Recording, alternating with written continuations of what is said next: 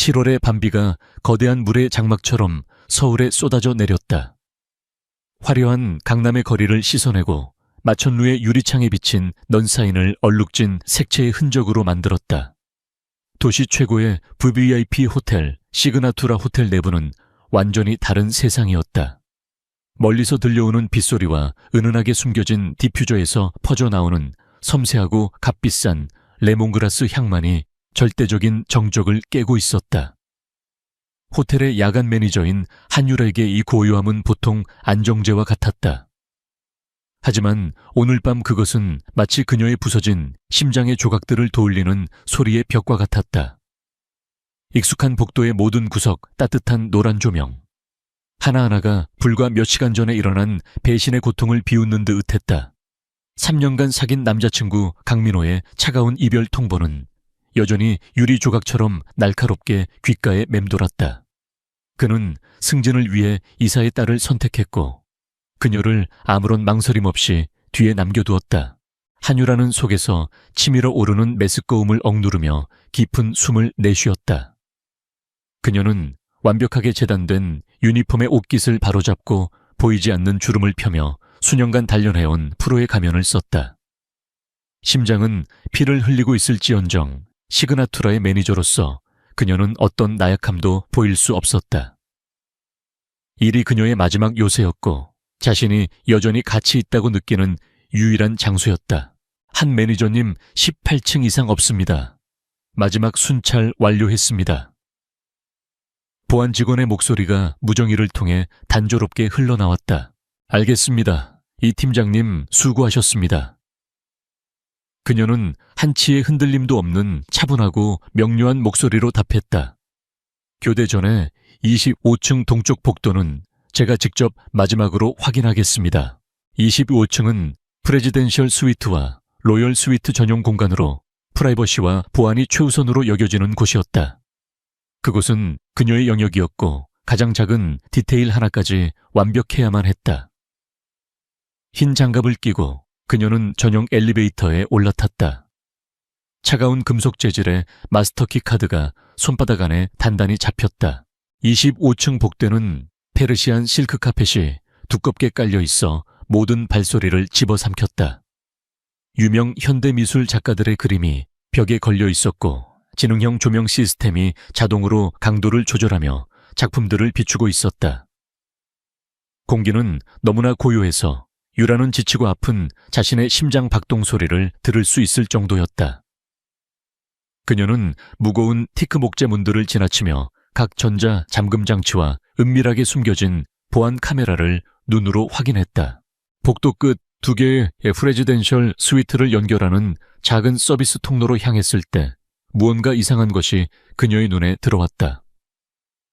사람 키보다 큰 도자기 화분 뒤로 검은색 남성 구두 한 짝이 기묘하게 삐져나와 있었다.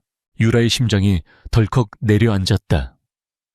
이 시간에 이 구역을 어슬렁거리는 사람은 업무 중인 직원을 제외하고는 있을 수 없었다. 하지만 이 구두는 분명 값싼 유니폼 구두가 아니었다. 고급 송아지 가죽으로 만들어져 세심하게 광을 냈고 클래식한 옥스퍼드 디자인이지만 극도로 비싸 보였다.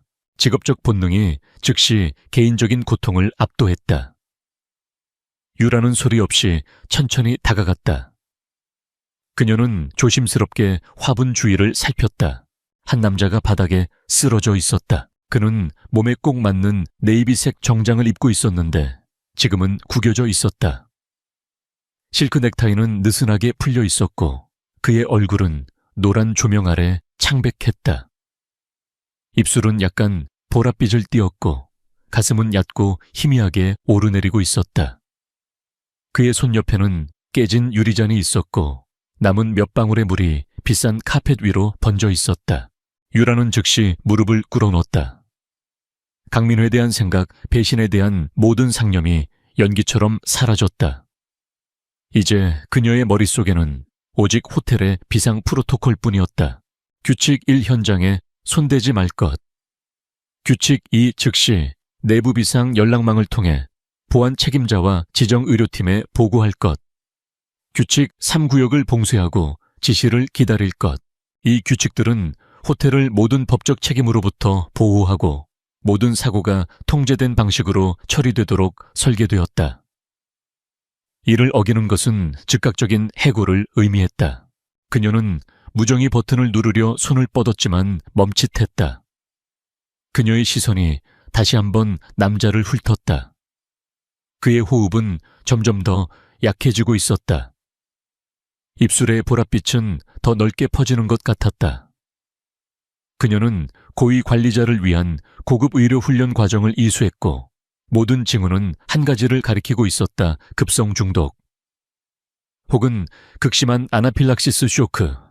만약 그녀가 절차를 따른다면, 전화를 걸고 보고하고 기다린다면 이 남자는 죽을 것이다.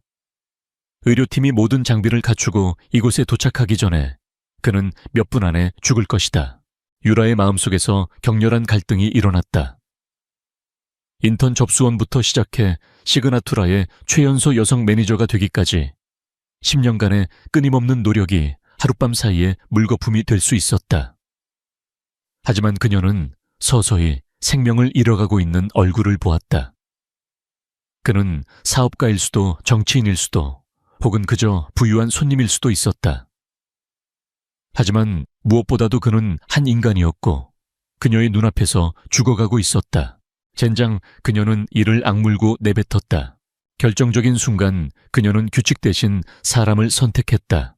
유라는 재빨리 흰 장갑을 벗어 맨손을 드러냈다. 그녀는 남자의 목에 두 손가락을 대고 경동맥을 찾으려 애썼다. 맥박은 매우 약하고 빨랐다. 마치 새장 속에서 죽어가는 새처럼. 그녀는 그의 입 가까이 귀를 대고 숨소리를 들으려 했다. 숨은 간헐적이었고 이상한 냄새 희미한 아몬드 향이 났다. 청상아리 중독, 온몸에 소름이 돋았다. 만약 그렇다면 시간은 초 단위로 계산해야 했다. 여기에는 해독제가 없었다. 그녀가 할 수 있는 유일한 것은 그의 생명을 유지하려고 노력하는 것뿐이었다. 그녀는 그의 셔츠 칼라와 넥타이를 풀고 심폐소생술 CPR을 시작했다. 그녀는 두 손바닥을 그의 가슴에 얹고 온 체중을 실어 규칙적으로 압박했다. 하나, 둘, 셋, 넷, 다섯. 그녀는 속으로 숫자를 세웠고 이마에 땀이 맺히기 시작했다. 복도의 정적은 남자의 흉골이 압박되는 소리를 더욱 무섭게 만들었다. 그를 여기서 옮겨야 했다. 만약 누군가 지나간다면 모든 것이 통제불능 상태가 될 것이다. VVIP 손님이 시그나투라 복도에서 죽을 뻔했다는 소식은 언론의 재앙이 될 것이다. 약 30번의 가슴 압박. 후 그녀는 고개를 들어 주위를 둘러보았다. 멀지 않은 곳에 룸서비스 직원이 남겨둔 러기지 카트가 있었다. 미친 생각이 그녀의 머리를 스쳤다. 그를 옮겨야 한다. 그것은 모든 보안 규칙을 노골적으로 위반하는 것이었다. 하지만 지금 그녀에게 다른 선택은 없었다. 그녀는 절망에서 나온 온 힘을 다해 남자를 들어 올렸다. 그는 키가 크고 생각보다 훨씬 무거웠다. 그녀의 근육이 활시위처럼 팽팽해졌다. 어떻게든 그녀는 그를 카트에 올리고 그를 숨기기 위해 러기지 덮개를 급히 덮었다. 다음은 어디로 가야 할까? 그의 방으로는 갈 수 없었다. 어느 방인지 몰랐다. 의무실로도 갈 수 없었다. 너무 멀고 눈에 띌 것이다. 그녀는 가깝고 안전하며 완전히 사적인 장소가 필요했다. 2507호. 그 방은 방금 손님이 체크아웃했고 아직 새로운 손님을 맞이하기 위해 청소되지 않았다. 비어 있었고 내일 아침까지는 아무도 들어가지 않을 것이다. 유라는 심장을 쿵쾅거리며 카트를 밀었다. 한 걸음 한 걸음이 1km처럼 느껴졌다. 그녀는 보안 카메라를 지나갈 때 숨을 참았고 카메라의 각도가 덮개 아래에 있는 것을 보지 못하기를 기도했다. 마침내 그녀는 2507로 문 앞에 도착했다. 마스터키 카드를 댈 때 그녀의 손이 떨렸다. 전자 잠금 장치의 삑 소리가 정적 속에서 천둥처럼 울렸다. 그녀는 재빨리 카트를 안으로 밀어넣고 문을 쾅 닫고 안에서 잠갔다. 방은 어둠에 잠겼다. 유라는 문에 등을 기댄 채 헐떡이며 마음을 진정시키려 애썼다. 그녀는 침대 옆 테이블에 스탠드 조명을 켰다. 희미한 노란 불빛이 움직임 없이 누워있는 남자를 비췄다.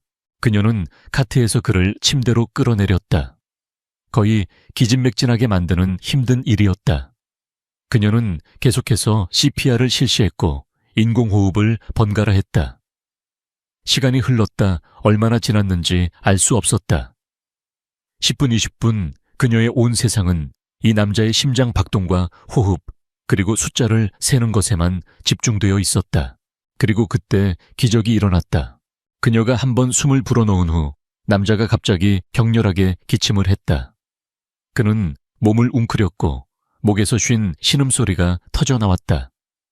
그의 가슴이 스스로 부풀어 오르기 시작했다. 약하지만 더 규칙적으로. 그의 입술의 보랏빛이 서서히 옅어지며 옅은 분홍색으로 바뀌었다. 유라는 뒤로 물러서며 안도의 한숨을 내쉬었다. 그녀가 해냈다. 그녀는 그를 죽음의 문턱에서 다시 데려왔다. 아드레날린이 빠져나가자 극도로 지친 몸과 방금 일어난 일로 혼란스러운 마음만 남았다. 내가 무슨 짓을 한 거지? 나는 한 사람의 생명을 구했지만 내 경력을 도마 위에 올렸다. 그녀는 침대에 누운 남자를 보았다. 이제 그가 위기를 넘겼으니 그녀는 그를 더 자세히 관찰할 시간이 생겼다. 그는 의식을 잃은 상태에서도 날카로운 윤곽과 뚜렷한 이목구비를 가진 얼굴이었다. 높고 곧은 콧날, 짙은 눈썹, 짙은 검은 머리카락은 약간 헝클어져 있었다. 그의 왼쪽 손목에는 파텍 필립 노틸러스 화이트 골드 시계가 채워져 있었다. 그녀의 연봉 5년치에 해당하는 물건이었다. 그의 옷은 구겨졌지만 조용한 고급스러움이 배어나왔다. 이 사람은 평범한 사람이 아니었다. 이제 어떻게 해야 할까? 지금 구급차를 부를까? 그들은 수천 가지 질문을 할 것이다. 왜 그가 이 방에 있는가? 왜 그녀가 그를 옮겼는가? 그녀가 혼란스러워하는 동안 침대의 남자가 희미하게 움직였다. 그는 다시 한번 신음했고 눈을 서서히 떴다.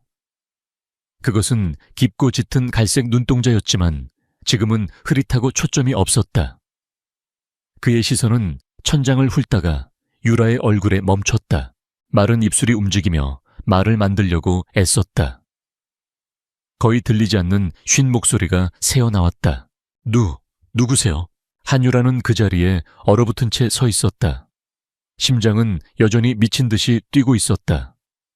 그녀는 방금 한 낯선 남자, 신비롭고 부유한 남자를 그의 방도 아닌 호텔 방에서 살려냈고 이제 그녀의 인생을 영원히 바꿀 수 있는 비밀과 함께 완전히 혼자가 되었다. 밖의 비는 여전히 그치지 않고 쏟아져 내렸다. 마치 방금 시작된 운명적인 밤을 씻어내려는 듯이 남자의 낮은 목소리가 방 안의 긴장된 정적을 갈랐다. 한유라는 마치 비밀스러운 의식의 현장을 들킨 사람처럼 그 자리에 얼어붙었다. 그녀의 머릿속은 수만 가지 생각으로 복잡하게 얽혀 있었다. 방금 전까지 그녀는 생명을 구한 영웅이었지만 이제는 호텔 규정을 어긴 범법자이자 잠재적으로 위험한 비밀을 품게 된 공범이었다. 저는 이 호텔의 매니저입니다. 유라는 간신히 목소리를 쥐어짰다. 목소리는 자신이 듣기에도 낯설게 떨리고 있었다. 손님께서 복도에 쓰러져 계셨습니다. 위급한 상황이었습니다. 남자는 천천히 몸을 일으키려 애썼다. 온몸의 근육이 비명을 지르는 듯 그의 얼굴이 고통으로 일그러졌다. 유라는 본능적으로 다가가 그의 등을 받쳐주었다. 그의 몸에서 전해져 오는 미약한 온기와 땀 냄새, 그리고 값비싼 향수 잔향이 뒤섞여 그녀의 감각을 자극했다. 여긴 내 방이 아닌데. 남자는 주변을 둘러보며 나지막이 말했다. 그의 눈은 여전히 혼란스러웠지만 그 속에는 예리한 경계심이 번뜩이고 있었다. 평범한 사람이 막 깨어났을 때 보이는 몽롱함과는 차원이 다른 훈련된 자의 날카로움이었다. 상황이 급박해서 가장 가까운 빈 방으로 모셨습니다. 외부로 알려지면 곤란해질 것 같아서요. 유라는 사실대로 말했지만 가장 중요한 부분은 생략했다. 바로 자신이 호텔의 모든 규정을 어기고 독단적으로 행동했다는 사실이었다. 남자는 유라의 얼굴을 빤히 쳐다보았다. 그의 시선은 집요하고 꿰뚫는 듯 했다. 마치 그녀의 거짓말과 진실을 저울질하는 것 같았다. 유라는 시선을 피하지 않았다. 지금 이 순간 약한 모습을 보이는 것은 모든 것을 잃는 것과 같았다. 그녀는 시그나투라의 매니저 한유라였고 어떤 상황에서도 평정심을 유지해야 했다. 몇 초간의 침묵이 흐른 후 남자는 마침내 고개를 끄덕였다. 고맙소. 당신 덕분에 살았군. 그의 목소리에는 진심 어린 감사가 담겨 있었다. 그는 침대에서 간신히 몸을 일으켜 앉았다. 이름이 뭐라고 했소? 한유라입니다. 한유라. 그는 그녀의 이름을 나지막이 읊조렸다. 나는 김민준이라고 하오. 작은 무역회사를 운영하고 있지. 유라는 순간 의아함을 느꼈다. 김민준. 어딘가 어울리지 않는 이름이었다.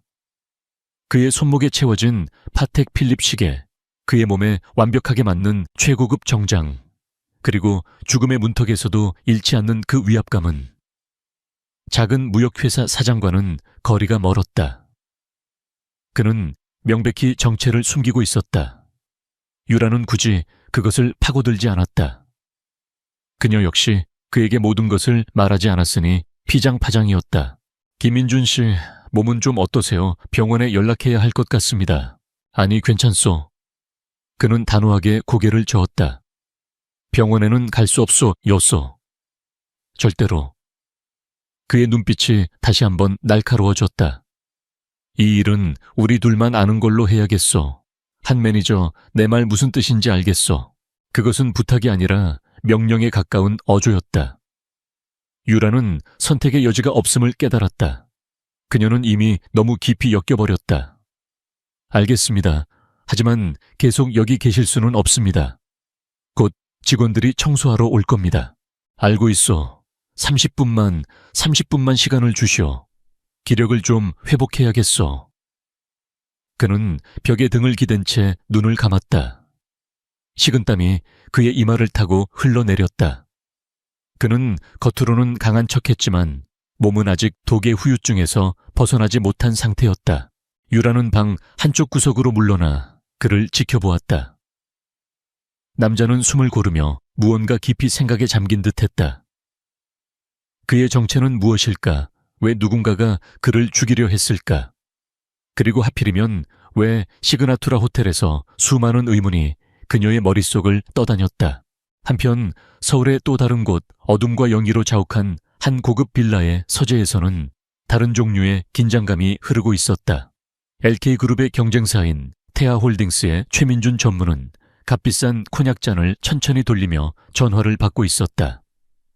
그의 얼굴에는 초조함과 분노가 뒤섞여 있었다. 실패했다고? 그게 무슨 말이야?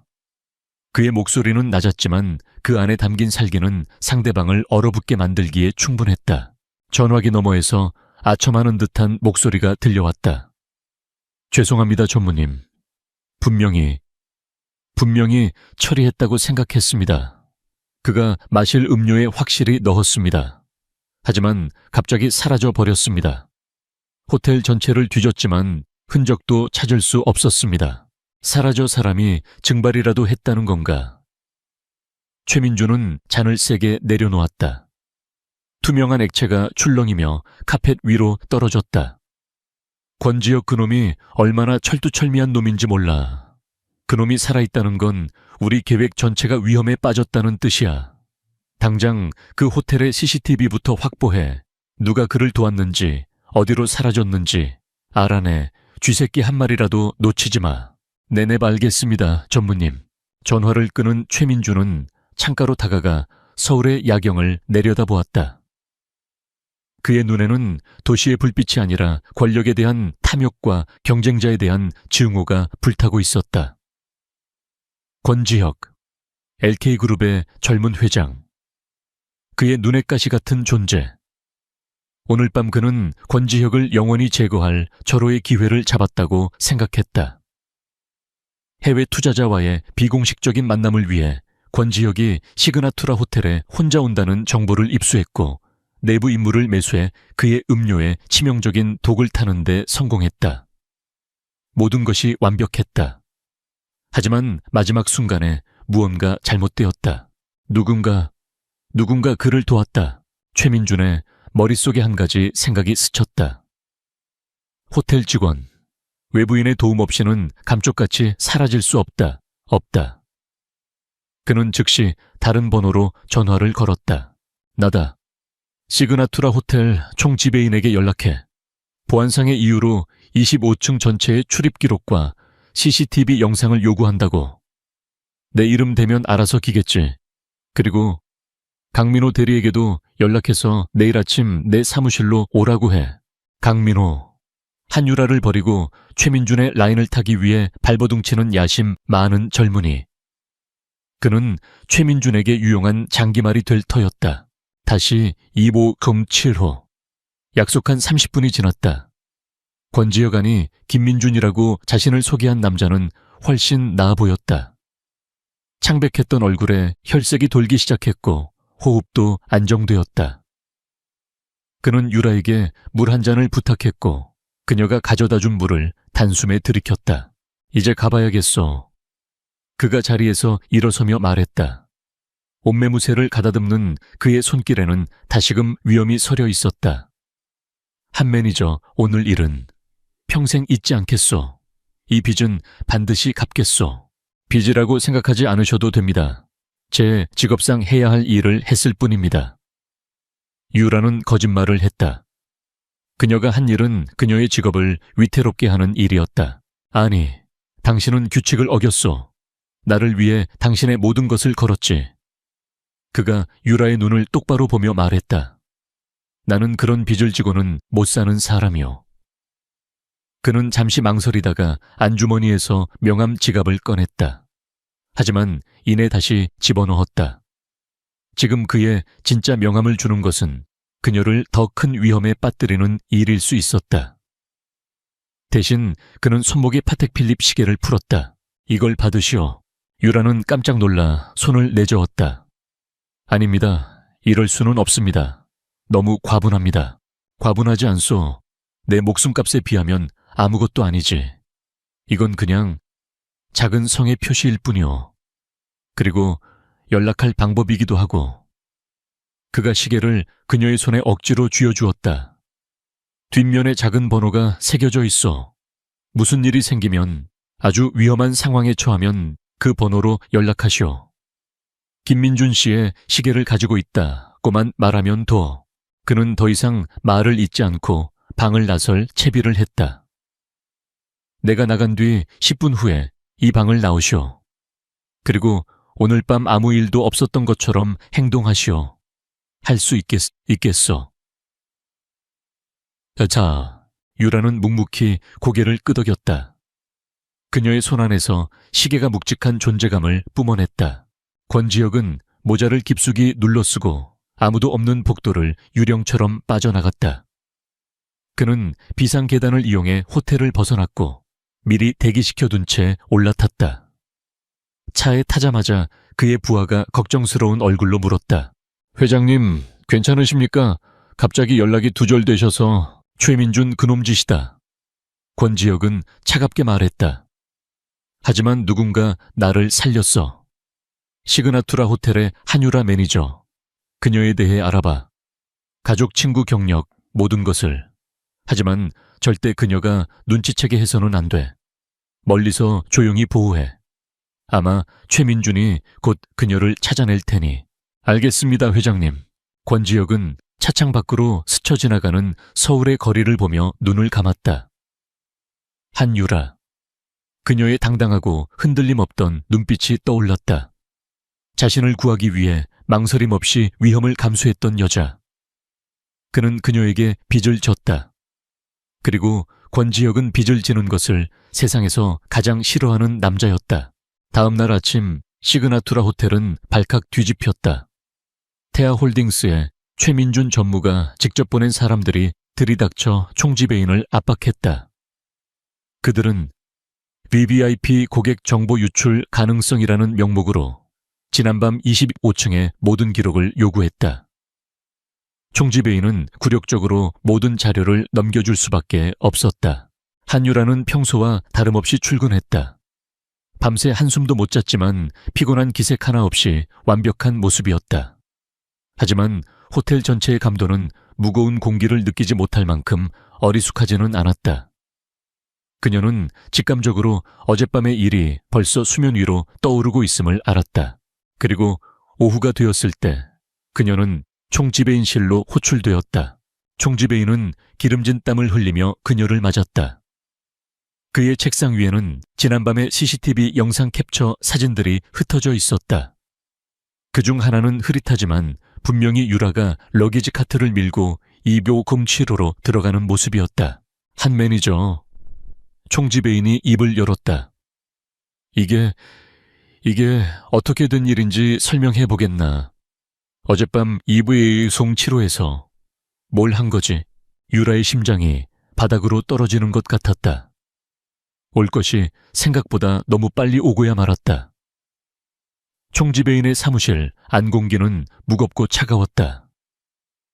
창밖의 화창한 여름 날씨와는 대조적으로 한유라는 마치 시베리아의 한복판에 서 있는 듯한 한기를 느꼈다. 그녀의 눈앞 마호가니 책상 위에는 그녀의 운명을 결정지을 증거들이 흩어져 있었다.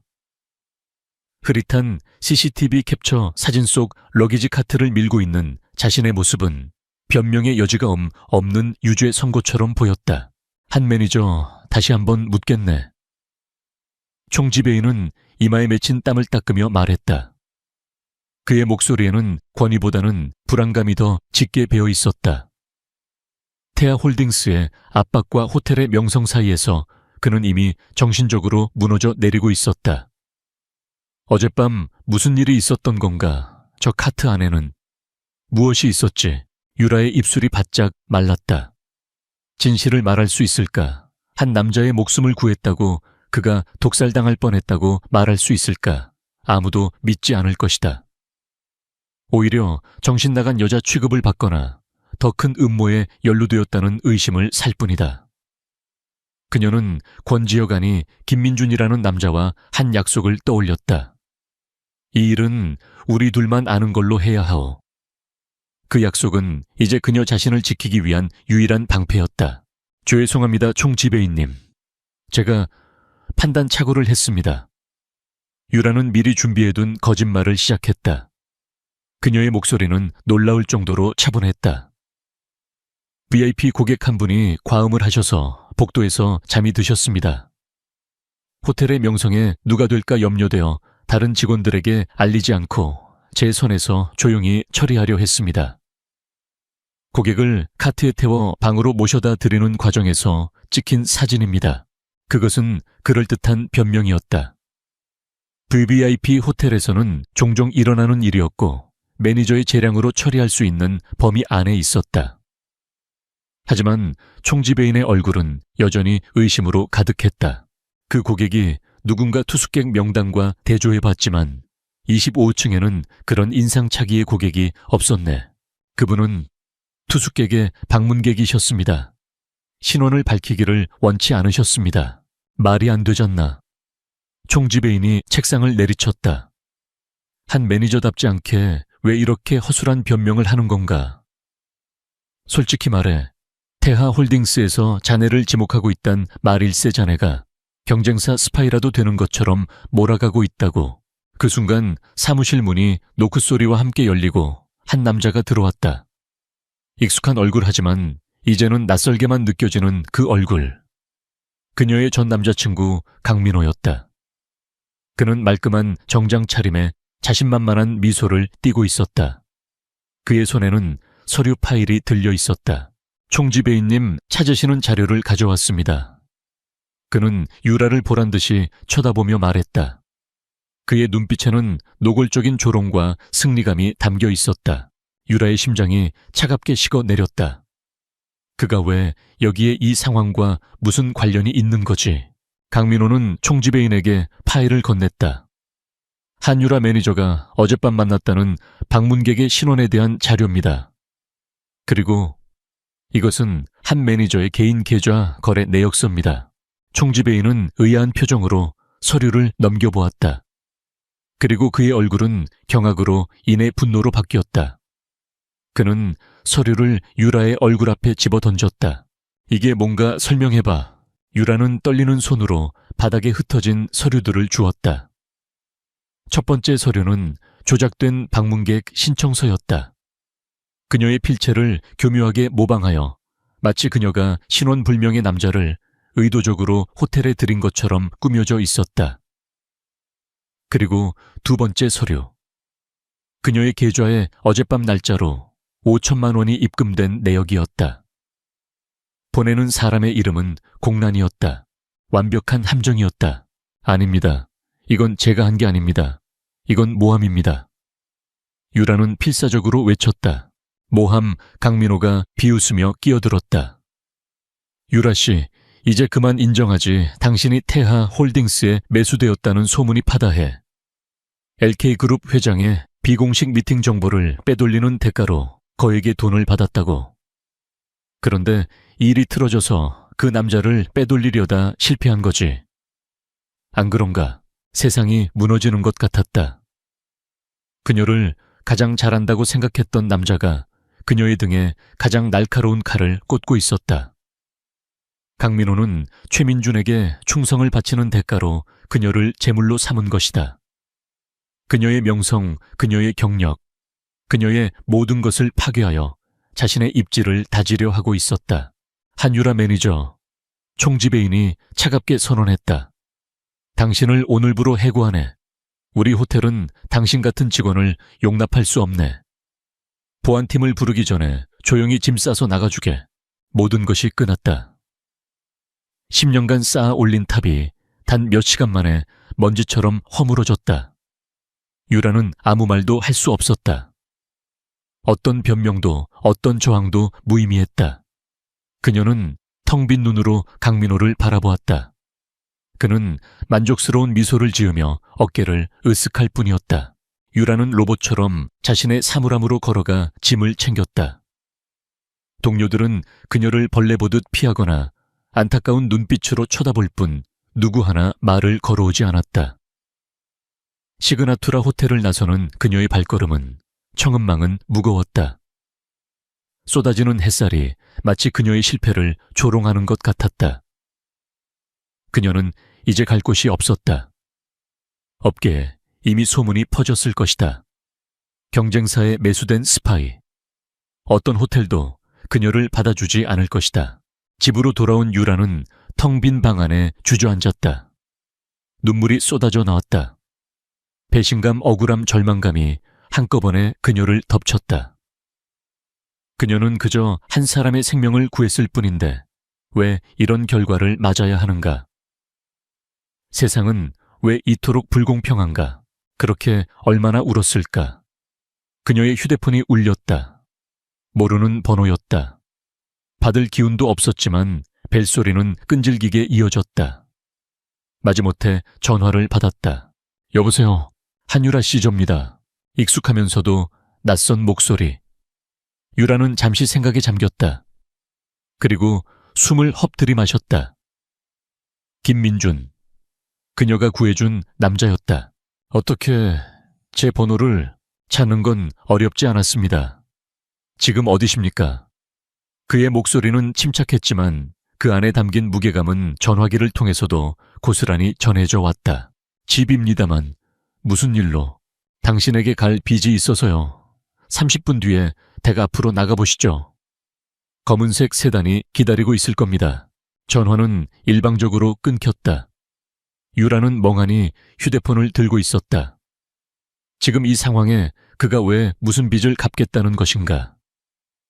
하지만 그녀는 이상하게도 그의 말에 거부할 수 없는 힘이 있음을 느꼈다. 그녀는 세수를 하고 퉁퉁 부은 눈을 가리기 위해 안경을 썼다. 그리고 약속된 시간이 되자 홀린 듯이 아파트 밖으로 나갔다. 정말로 아파트 입구에는 번쩍이는 검은색 제네시스 G90 세단이 조용히 서 있었다. 운전기사가 그녀를 발견하고는 재빨리 내려 뒷좌석 문을 열어주었다. 유라는 잠시 망설였지만 이내 차에 올라탔다. 차 안에는 그가 앉아 있었다. 어젯밤의 허름한 모습은 온데간데 없었다. 완벽하게 다려진 짙은 회색 정장에 머리는 단정하게 넘겨져 있었다. 그는 더 이상 작은 무역회사 사장 김민준이 아니었다. 그의 주변에는 감히 범접할 수 없는 권위와 카리스마가 흐르고 있었다.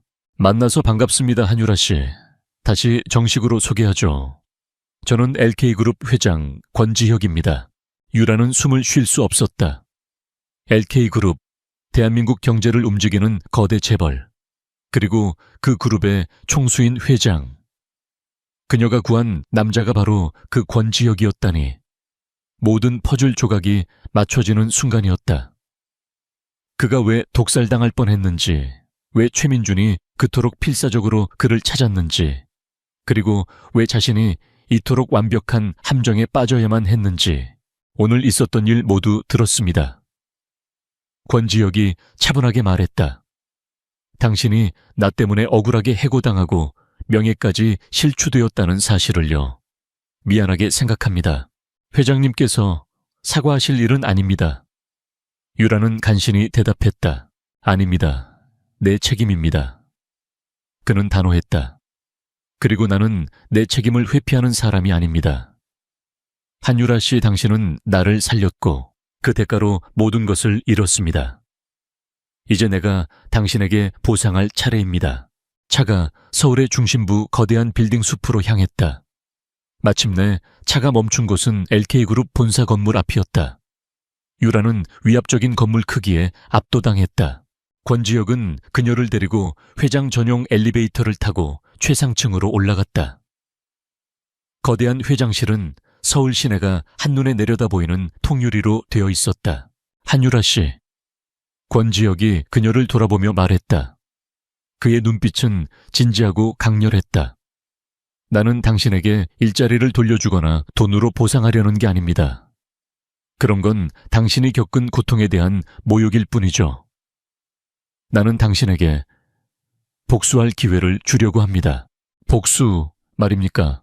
그렇습니다. 당신의 명예를 더럽히고 당신을 나락으로 떨어뜨린 자들에게 되갚아줄 기회 말입니다. 최민준, 그리고 당신의 전 남자친구 강민호까지. 그들은 나를 제거하려 했고 당신을 희생양으로 삼았습니다. 이대로 당하고만 있을 겁니까?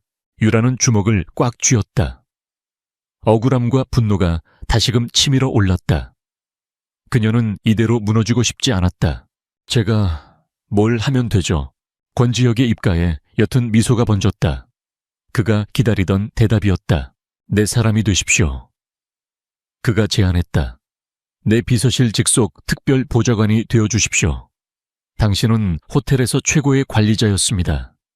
사람을 다루고 상황을 분석하고 위기를 관리하는 능력이 탁월하죠. 나는 당신의 그 능력이 필요합니다.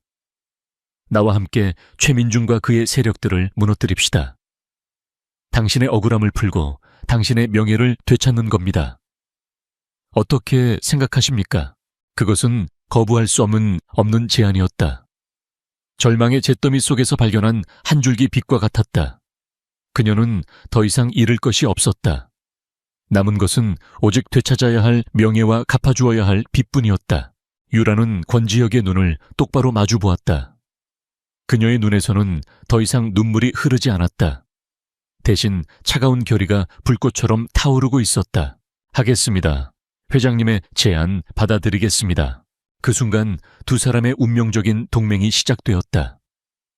시련의 상처로 가득했던 한 여자와 죽음의 문턱에서 돌아온 한 남자가 거대한 악에 맞서기 위해 손을 잡은 것이다.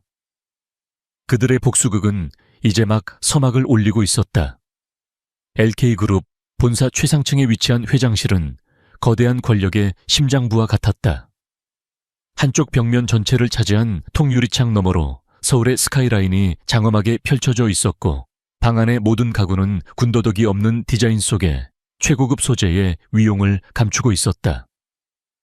이곳은 며칠 전까지만 해도 한유라가 상상조차 할 수 없었던 세계였다.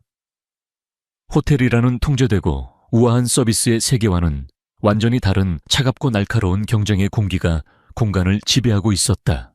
그녀의 새로운 삶은 권지혁의 충직한 비서실장 윤 실장과의 만남으로 시작되었다. 중년의 윤 실장은 반듯한 인상에 한치의 오차도 없는 태도를 지닌 권지혁의 그림자 같은 인물이었다. 그는 유라를 회장 직속 특별 보좌관으로 소개하는 권지혁의 말에 고개를 끄덕였지만 그의 눈빛에 스치는 미세한 의구심과 경계심을 유라는 놓치지 않았다. 불미스러운 스캔들로 해고된 여성이 하루아침에 회장의 최측근으로 나타났으니 그의 반응은 당연한 것이었다.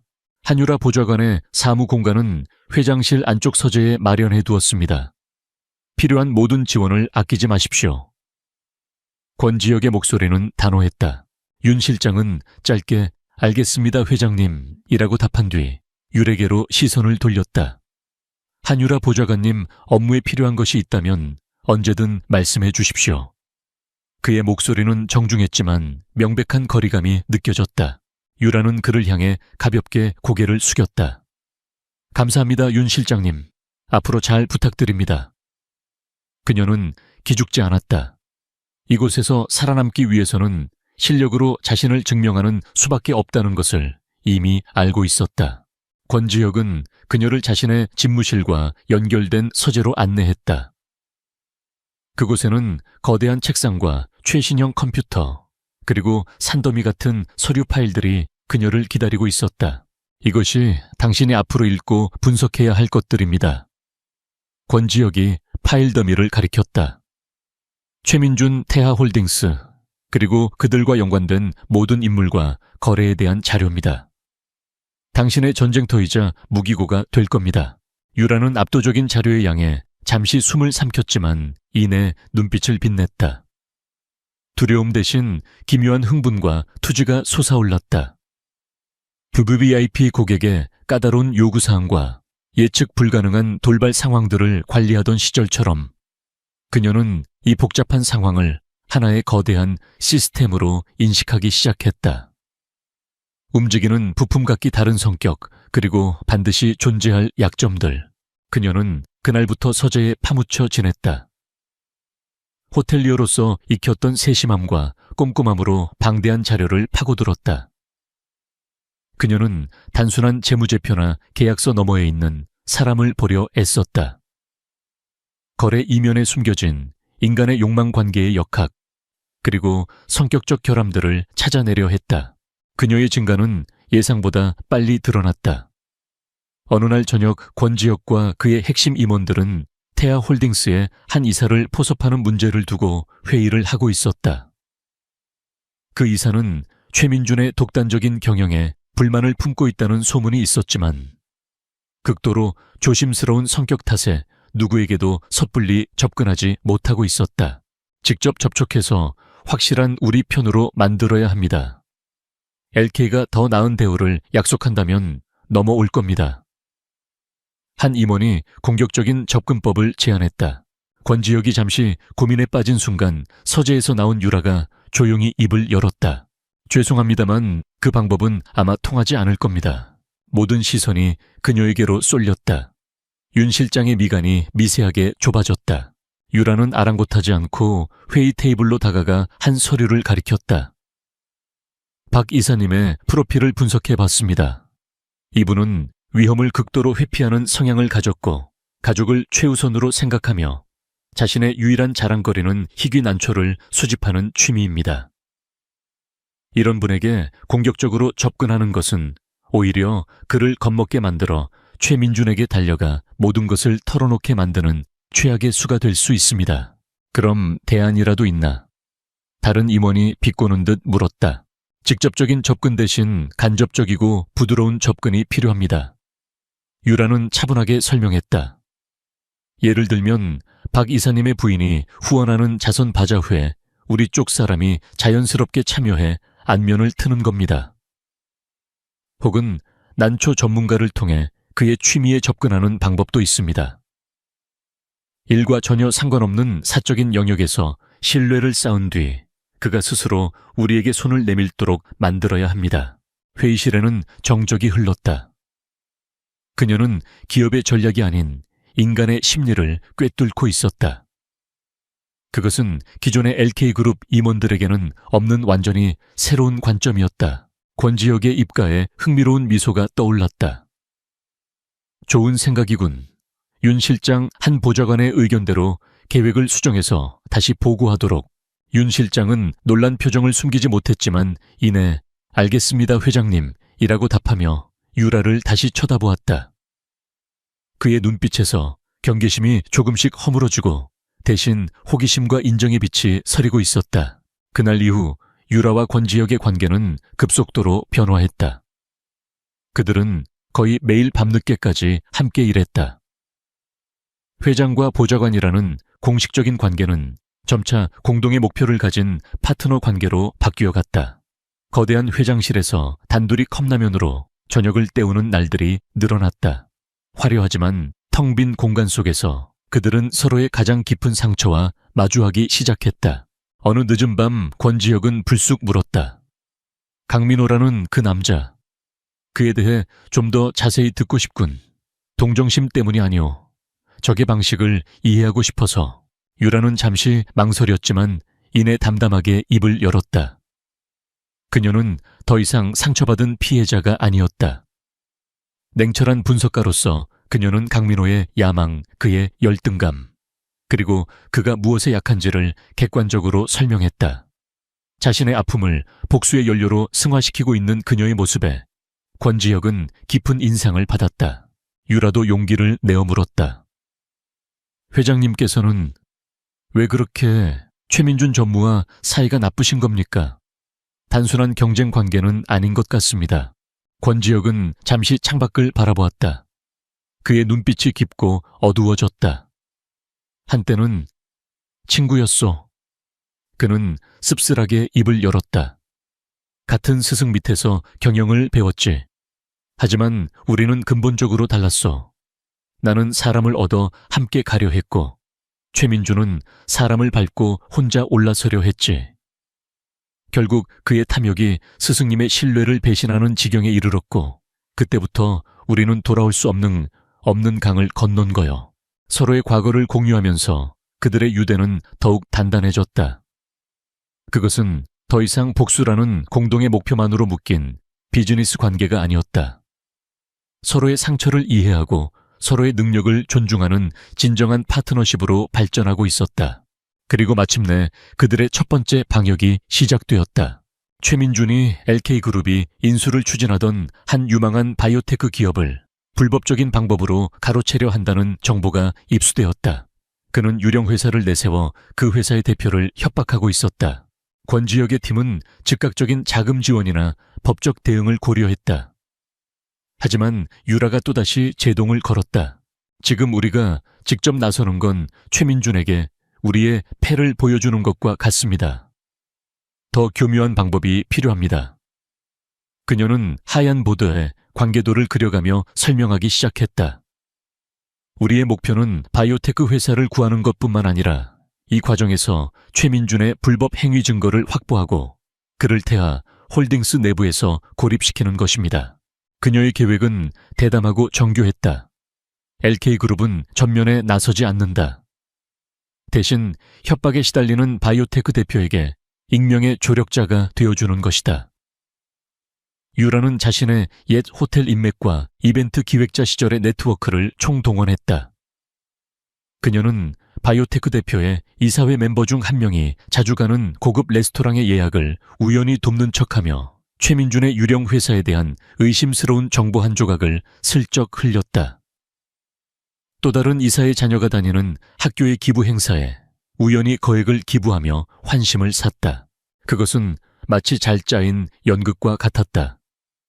모든 것이 우연을 가장했지만 그 모든 우연의 끝은 최민준을 향하고 있었다. 유라의 계획대로 바이오테크 이사회는 외부의 개입을 전혀 눈치채지 못한 채 스스로 대표를 협박하는 세력의 배후에 최민준이 있다는 사실을 내부적으로 발견하기 시작했다. 권지혁은 서재에서 실시간으로 상황을 보고받으며 감탄을 금치 못했다. 이것은 힘과 힘이 부딪히는 전쟁이 아니었다. 정보와 심리를 이용한 우아한 체스 게임이었다. 그리고 그의 특별 보좌관 한유라는 이 게임의 뛰어난 설계자였다. 계획이 순조롭게 진행되던 어느 날 밤 유라는 지친 몸을 이끌고 서재를 나섰다. 그때 집무실 소파에 앉아있던 권지혁이 그녀를 불렀다. 보좌관, 내 회장님, 오늘 수고했어. 그의 목소리는 평소보다 한결 부드러웠다. 당신이 없었다면 우리는 여전히 어둠 속에서 주먹만 휘두르고 있었을 거요. 과찬이십니다. 저는 제 일을 했을 뿐입니다. 아니, 당신은 그 이상을 하고 있어. 그는 자리에서 일어나 그녀에게 다가왔다. 두 사람 사이의 거리가 아슬아슬하게 가까워졌다. 당신을 내 옆에 두기로 한 건 내 인생 최고의 결정 중 하나가 될 것 같군. 그의 진심 어린 말에 유라의 심장이 세차게 뛰기 시작했다. 복수를 위해 시작된 관계. 하지만 이제 그녀는 권지혁이라는 남자 자체에게서 다른 감정을 느끼고 있음을 깨달았다. 그의 고독, 그의 상처, 그리고 그의 강인함. 그 모든 것이 그녀의 마음을 흔들고 있었다. 그들의 지적인 체스 게임은 이제 막 첫 수를 두었을 뿐이었다. 어설펐던 동맹은 이제 그 누구도 막을 수 없는 강력한 무기가 되어가고 있었다. 그리고 차가운 복수심 아래 두 사람의 마음속에서는 미처 예상치 못했던 새로운 감정의 불꽃이 조용히 피어오르고 있었다. 바이오테크 회사를 둘러싼 보이지 않는 전쟁에서 승리한 이후 LK그룹 내부의 분위기는 눈에 띄게 달라졌다. 한유라를 향했던 의심과 경계의 시선은 이제 놀라움과 존중으로 바뀌어 있었다. 특히 윤 실장은 그녀의 통찰력과 대담한 계획에 완전히 설복당해 이제 그녀를 권지혁에 가장 신뢰할 수 있는 책사로 인정하고 있었다. 그들의 성공은 적에게는 불안을 의미했다. 최민주는 초조해지기 시작했다. 믿었던 계획이 수포로 돌아가고 자신의 영향력 아래 있던 인물들이 하나둘 등을 돌리자 그는 실수를 연발하기 시작했다. 그리고 그 실수는 권지혁과 한유라에게 결정적인 기회를 제공했다. 기회는 그들이 구해준 바이오테크 대표를 통해 찾아왔다. 최민준에게 앙심을 품게 된 그는 최민준이 해외 계좌를 이용해 거액의 비자금을 조성하려 한다는 고급 정보를 물어다 주었다. 그 거래가 성사되는 장소는 바로 제주도에 위치한 철통 보안으로 유명한 회원제 프라이빗 리조트 에테르노였다. 그곳에서 최민주는 자금 세탁을 담당할 해외 파트너를 만나 최종 거래를 마무리할 예정이었다. 이것이 우리가 기다리던 결정타입니다. 유라가 회장실의 거대한 지도 위에 에테르노 리조트의 설계도를 펼치며 말했다. 그녀의 눈빛은 그 어느 때보다 날카롭게 빛나고 있었다. 그가 거래에 사용할 장부 혹은 그 내용이 담긴 노트북이나 USB, 그것만 손에 넣으면 최민준을 완전히 끝낼 수 있습니다. 에테르노의 보안은 군사 시설 수준이네. 권지혁이 팔짱을 끼며 말했다. 정면 돌파는 불가능해. 어떻게 그곳에 잠입해서 증거를 빼낼 생각이지. 전쟁에서는 때로 가장 화려한 장소가 가장 좋은 위장막이 되어주죠. 유라의 입가에 자신감 넘치는 미소가 걸렸다. 마침 그 주말에 에테르노에서는 최상위 VVIP 회원들을 위한 소규모 와인 시음회가 열립니다. 우리의 무대는 바로 그곳입니다. 그녀는 호텔리어로서의 모든 경험과 지식을 총동원한 대담하고 정교한 작전 계획을 설명하기 시작했다. 저는 이 행사를 위해 임시로 고용된 새로운 수석 소믈리에 겸 이벤트 매니저로 위장 잠입하겠습니다. 그녀는 권지혁의 팀이 완벽하게 위조해줄 이력서를 가리켰다. 이 신분이라면 리조트의 직원 구역과 시스템 설계도에 접근할 수 있는 권한을 얻을 수 있습니다. 그럼 나는 권지혁이 물었다. 회장님은 한국의 새로운 리조트 건설을 구상 중인 해외 교포 투자자로 위장해서 행사에 참석하시는 겁니다. 화려하고 돈 많고 조금은 허풍스러운 캐릭터로요. 회장님의 역할은 최민준을 포함한 주요 손님들의 시선을 끄는 것입니다. 제가 움직일 시간을 벌어주셔야 합니다. 그녀의 계획은 위험천만했지만 동시에 완벽했다. 권지혁은 잠시 그녀를 바라보다가 고개를 끄덕였다. 그의 눈에는 그녀에 대한 무한한 신뢰가 담겨 있었다. 좋소. 체스 게임의 마지막 체크메이트는 당신에게 맡기지. 며칠 후 무대는 제주도로 옮겨졌다. 에테르노 리조트는 세상의 모든 근심 걱정과 격리된 낙원처럼 보였다. 에메랄드빛 바다와 푸른 잔디 그리고 고급스러운 빌라들이 그림처럼 펼쳐져 있었다. 하지만 그 아름다운 풍경 아래 보이지 않는 긴장감이 팽팽하게 감돌고 있었다. 소믈리에 유니폼을 입은 한유라는 침착하고 전문적인 모습 그 자체였다. 그녀는 우아한 몸짓으로 와인을 따르고 막힘없이 와인의 역사와 풍미를 설명하며 손님들의 찬사를 받았다. 하지만 그녀의 머릿속은 초고속 컴퓨터처럼 돌아가고 있었다. 보안 카메라에 사각지대 경비원들의 교대 시간, 최민준이 묵고 있는 빌라의 위치와 구조. 그녀는 모든 정보를 스펀지처럼 흡수하고 있었다. 한편 권지혁은 제임스 권이라는 이름의 교포 투자자 역할을 완벽하게 소화하고 있었다. 그는 과장된 제스처와 유창한 영어로 사람들을 사로잡았고 특히 최민준에게 의도적으로 접근했다. 초에 전무님 말씀은 익히 들었습니다. 태아홀딩스의 저력 정말 대단하더군요. 권지혁은 최민준의 자존심을 교묘하게 자극하며 그를 대화에 묶어두었다. 최민준은 자신의 성공에 아낌없는 찬사를 보내는 이 화려한 투자자에게 금세 호감을 보였다. 두 사람 사이에는 겉으로는 화기애애하지만 속으로는 날카로운 칼날이 오가는 대화가 이어졌다. 마침내 작전을 실행할 시간이 왔다. 유라는 손님 중 한 명에게 셀러에 보관된 특별한 빈티지 와인을 가져오겠다는 핑계를 대고 자연스럽게 행사장을 빠져나왔다. 그녀의 심장이 미친 듯이 뛰기 시작했다. 최민준의 프라이빗 빌라로 향하는 길은 고요하고 그래서 더 무서웠다. 그녀는 그림자처럼 움직이며 미리 파악해둔 카메라의 사각지대를 따라 이동했다. 순찰 중인 경비원 한 명과 마주칠 뻔한 아슬아슬한 순간도 있었지만 그녀는 나무 뒤에 몸을 숨겨 위기를 넘겼다. 마침내 빌라 앞에 도착했다. 문은 전자 잠금 장치로 잠겨 있었다. 그녀는 주머니에서 작은 해킹 장치를 꺼냈다. 권지혁의 팀이 만들어준 비장의 무기였다. 몇 번의 조작 끝에 딸깍하는 작은 소리와 함께 잠금이 해제되었다. 빌라 안은 어둡고 조용했다. 그녀는 숨을 죽인 채 서재로 보이는 방으로 들어갔다. 책상 위에 놓인 고급 가죽 서류 가방, 목표물이었다. 하지만 가방은 다이얼 자물쇠로 잠겨 있었다. 제한 시간은 얼마 없었다. 그녀는 머리를 굴렸다. 최민준 같은 오만한 인간이 쓸 법한 비밀번호. 그의 생일 너무 뻔하다. 회사 창립일 의미부여를 좋아하는 타입은 아니다. 그때 아까 행사장에서 그가 자신의 차 번호를 자랑하던 것이 떠올랐다. 내 행운의 숫자지.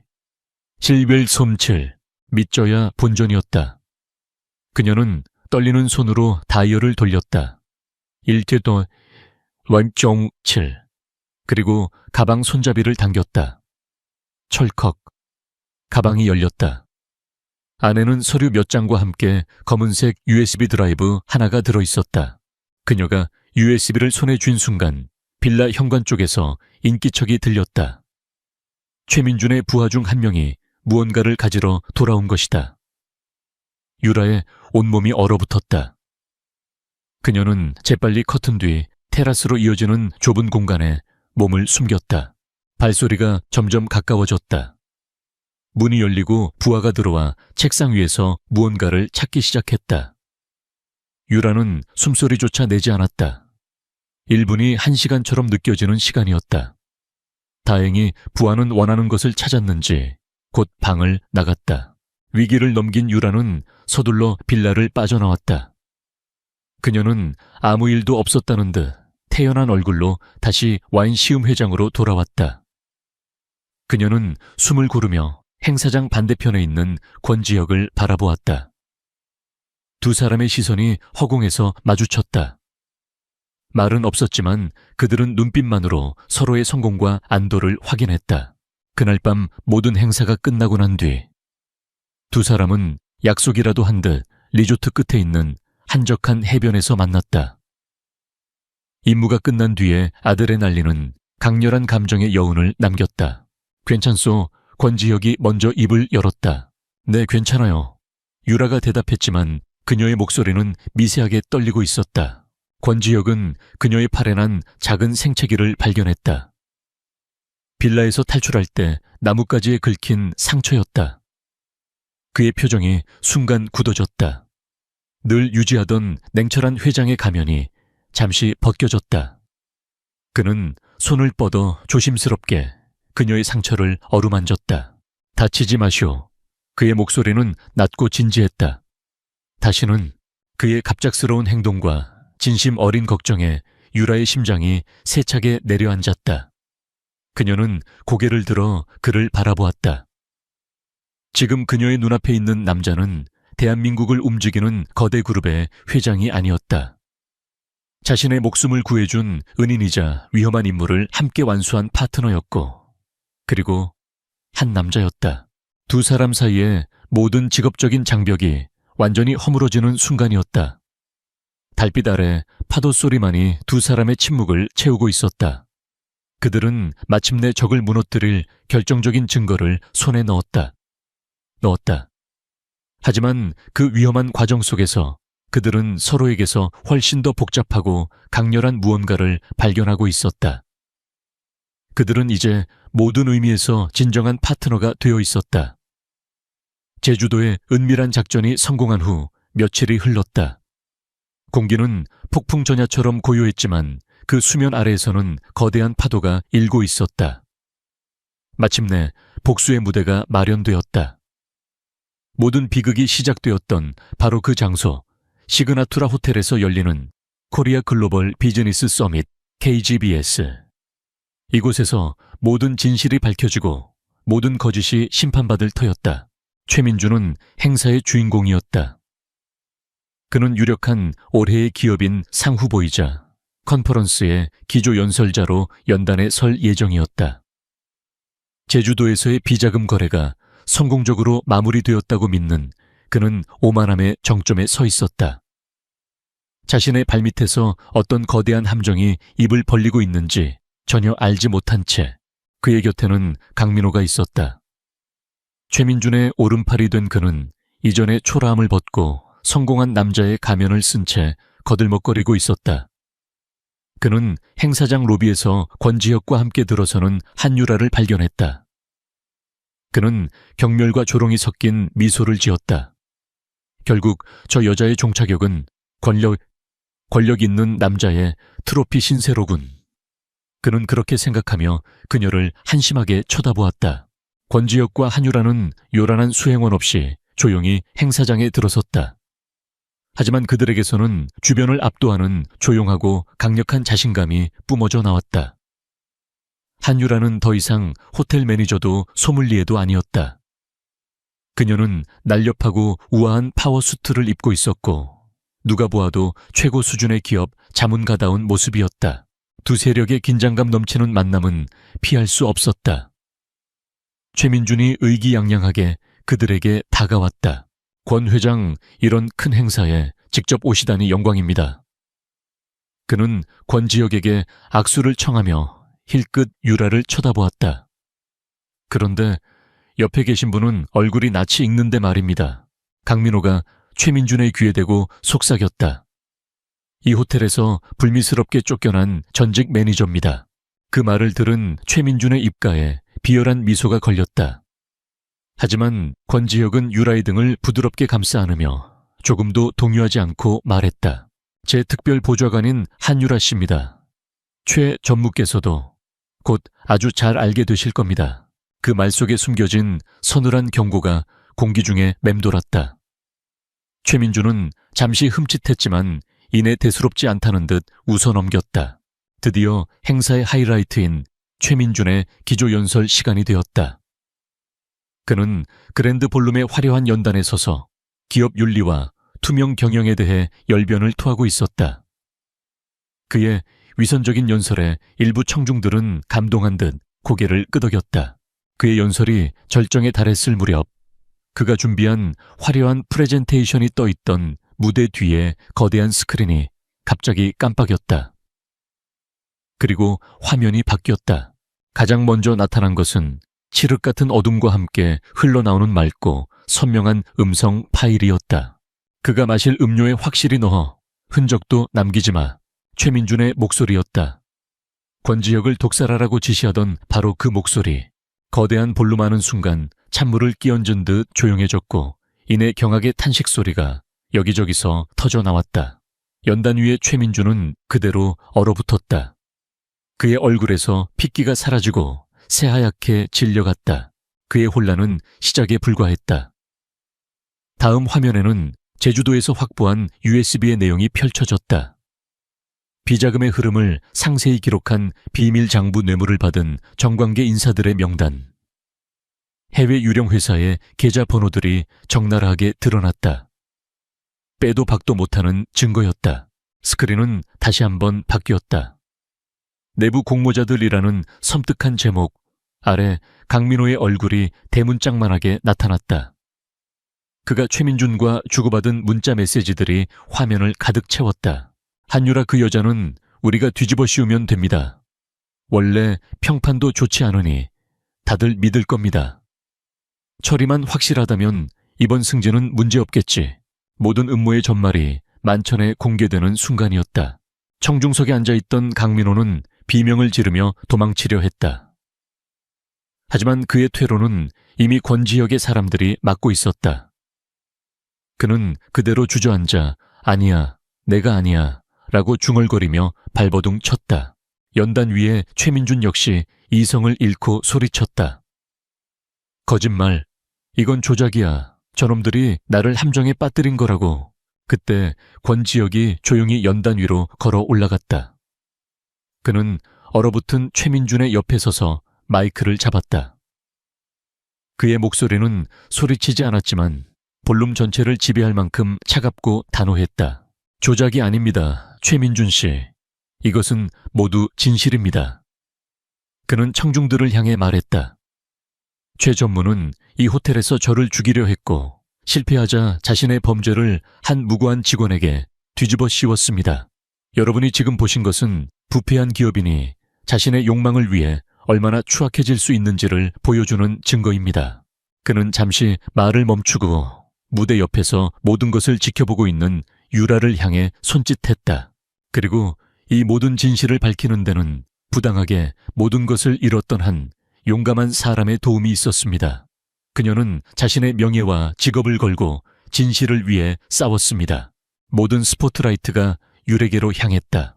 청중들은 이제 그녀를 불명예스러운 전직 매니저도 권력자의 미스터리한 연인도 아닌 이 거대한 복수극의 진정한 주인공으로 바라보고 있었다. 유라는 수백 개의 시선을 피하지 않고 조용하고 당당하게 마주했다. 행사장은 순식간에 아수라장이 되었다. 기자들은 소리를 지르며 무대로 몰려들었고 미리 연락을 받고 대기하고 있던 사복 경찰들이 볼룸 안으로 들어왔다. 그들은 연단으로 다가가 최민준에게 다가갔다. 최민준 씨, 살인미수 횡령 배임 및 기타 혐의로 당신을 긴급 체포합니다. 최민준은 더 이상 저항하지 않았다. 그는 모든 것을 잃고 완전히 무너진 모습으로 순순히 수갑을 찼다. 경찰들은 또한 바닥에서 넋이 나간 채 울고 있는 강민호를 체포했다. 그는 질질 끌려가면서 마지막으로 유라와 눈이 마주쳤다. 그는 그녀의 눈에서 증오나 승리감이 아닌 차갑고 무심한 연민을 보았다. 그것이 그에게는 가장 마지막에 그리고 가장 비참한 패배의 확인이었다. 권지혁과 한유라는 무대 위에 나란히 서서 그들의 적들이 무너져 내리는 광경을 지켜보았다. 길고 길었던 싸움이 끝났다. 정의는 어두운 뒷골목이 아니라 가장 밝은 조명 아래서 모든 악몽이 시작되었던 바로 그곳에서 실현되었다. 두 사람의 시선이 마주쳤다. 이제 그들의 앞에는 복수가 아닌 새로운 미래를 함께 만들어가야 할 시간이 기다리고 있었다. 폭풍이 지나간 후 세상은 다시 제자리를 찾기 시작했다. 최민주는 살인미수와 수천억 원대의 횡령 및 배임 혐의로 무기징역에 가까운 중형을 선고받고 역사의 뒤양일로 사라졌다. 그의 충실한 개였던 강민호는 수사에 협조한 대가로 감형을 받았지만 그의 인생 역시 재기불능의 폐허로 남았다. 세상에 떠들썩했던 관심은 새로운 사건들로 옮겨갔고 한때 대한민국을 뒤흔들었던 거대한 스캔들은 서서히 잊혀갔다. LK그룹은 위기를 기회로 만들었다. 권지혁의 단호한 리더십 아래 부패의 고름을 완전히 짜냈고 투명 경영을 선언한 이후 주가는 연일 최고치를 경신했다. 그는 명실상부한 대한민국 재계에 가장 신뢰받는 젊은 리더로 우뚝 섰다. 그리고 그 중심에는 한유라가 있었다. 그녀는 더 이상 회장 직속 특별보좌관이라는 임시직함으로 불리지 않았다. 권지혁은 그녀의 능력을 최대한 발휘할 수 있도록 기업전략 및 위기관리본부라는 새로운 부서를 신설하고 그녀를 초대 본부장으로 임명했다. 한때 그녀를 의심의 눈초리로 바라보던 임직원들은 이제 그녀의 통찰력과 결단력에 아낌없는 존경과 신뢰를 보냈다. 그녀는 자신의 능력으로 스스로의 가치를 증명해냈다. 전쟁은 끝났다. 공동의 목표였던 복수가 사라지자 권지혁과 한유라 사이에는 어색하지만 달콤한 긴장감이 흐르기 시작했다. 그들을 단단하게 묶어주던 프로페셔널한 파트너십이라는 껍질이 사라진 지금 그들은 온전히 개인적인 감정으로 서로를 마주해야 했다. 어느 조용한 저녁 권지혁은 유라를 자신의 집무실이 아닌 그가 회장이 되기 전 가끔 찾던 허름하지만 정갈한 한식집으로 초대했다. 화려한 권력의 상징들을 모두 벗어던지고 오직 남자 권지혁으로 그녀를 만나고 싶다는 무언의 신호였다. 두 사람은 나란히 앉아 조용히 식사를 했다. 그들은 더 이상 회사의 미래가 아닌 자신들의 미래에 대해 이야기했다.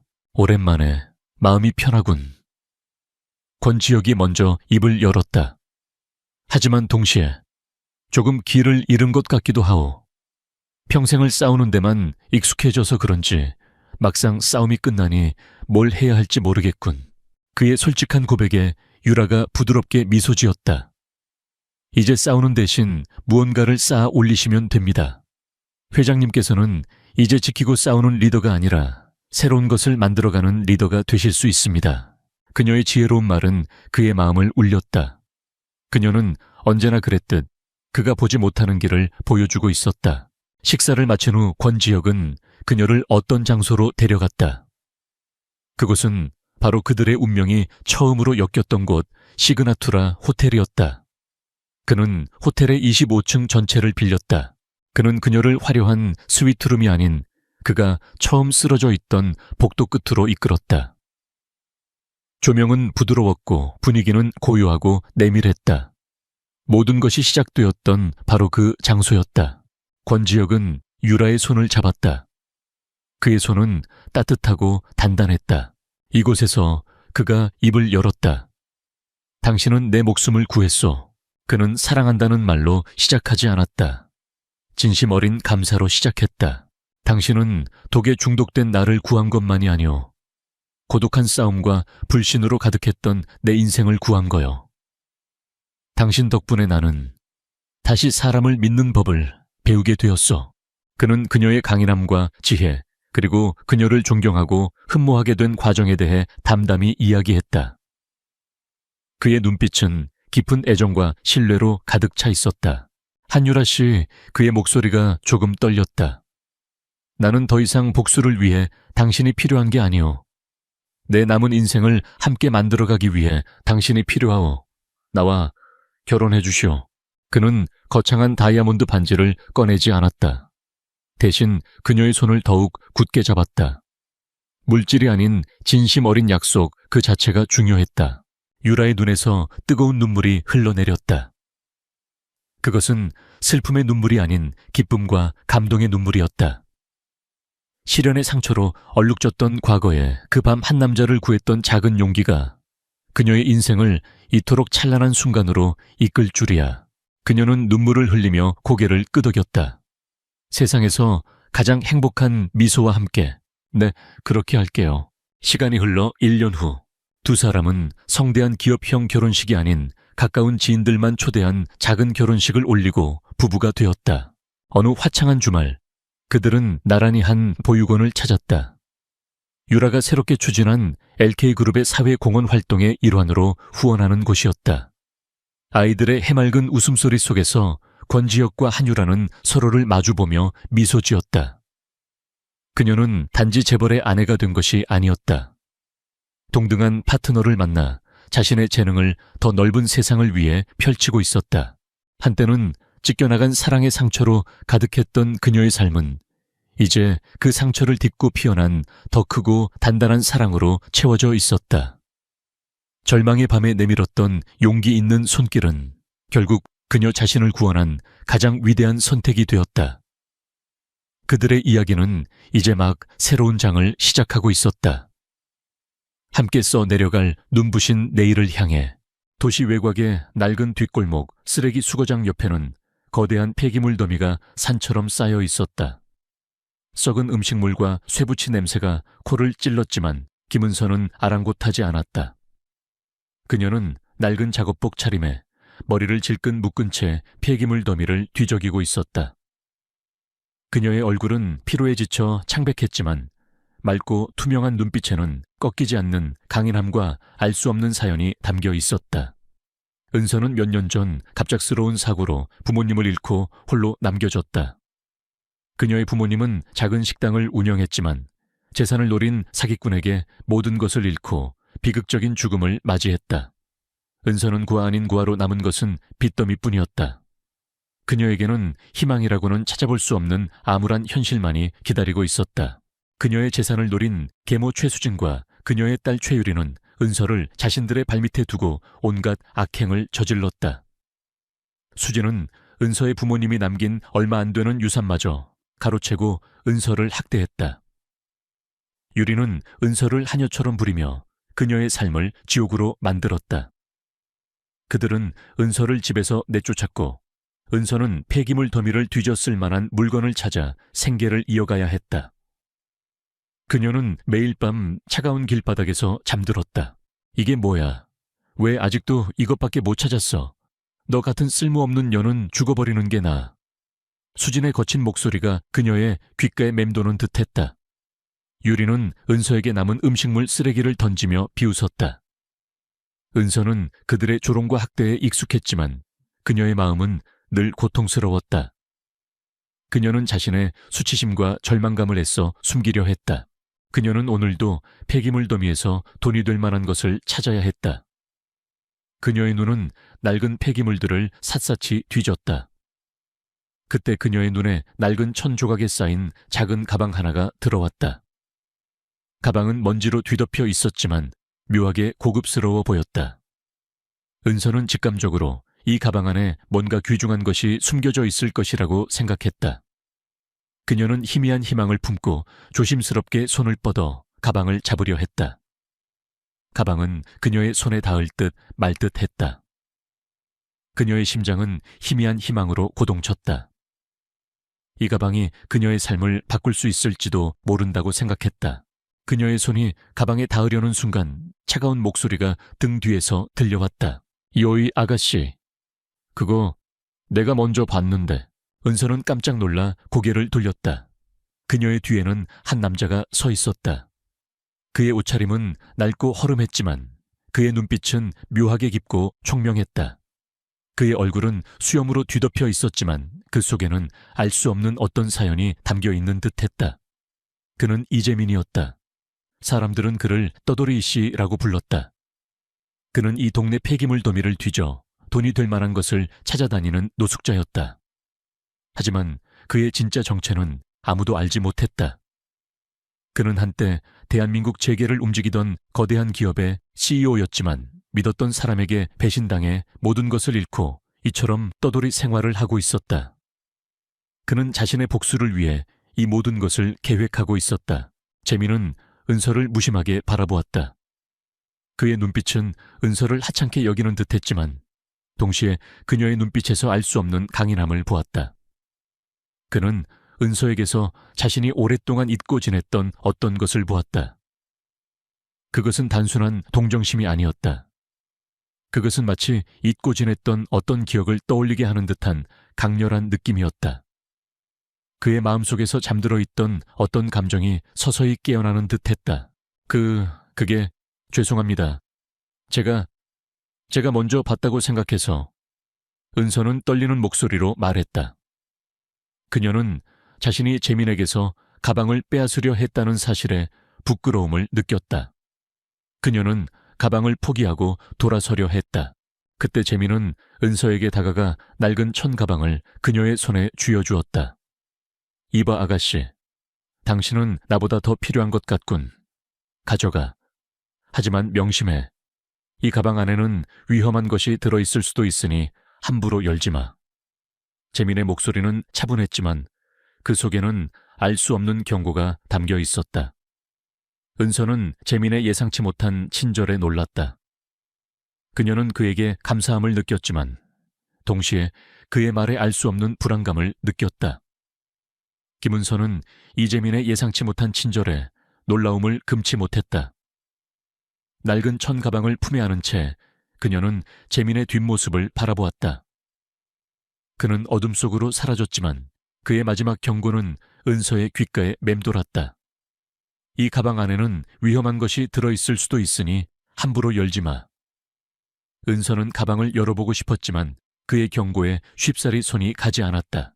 은서는 폐기물 더미를 떠나 자신의 작은 보금자리로 향했다.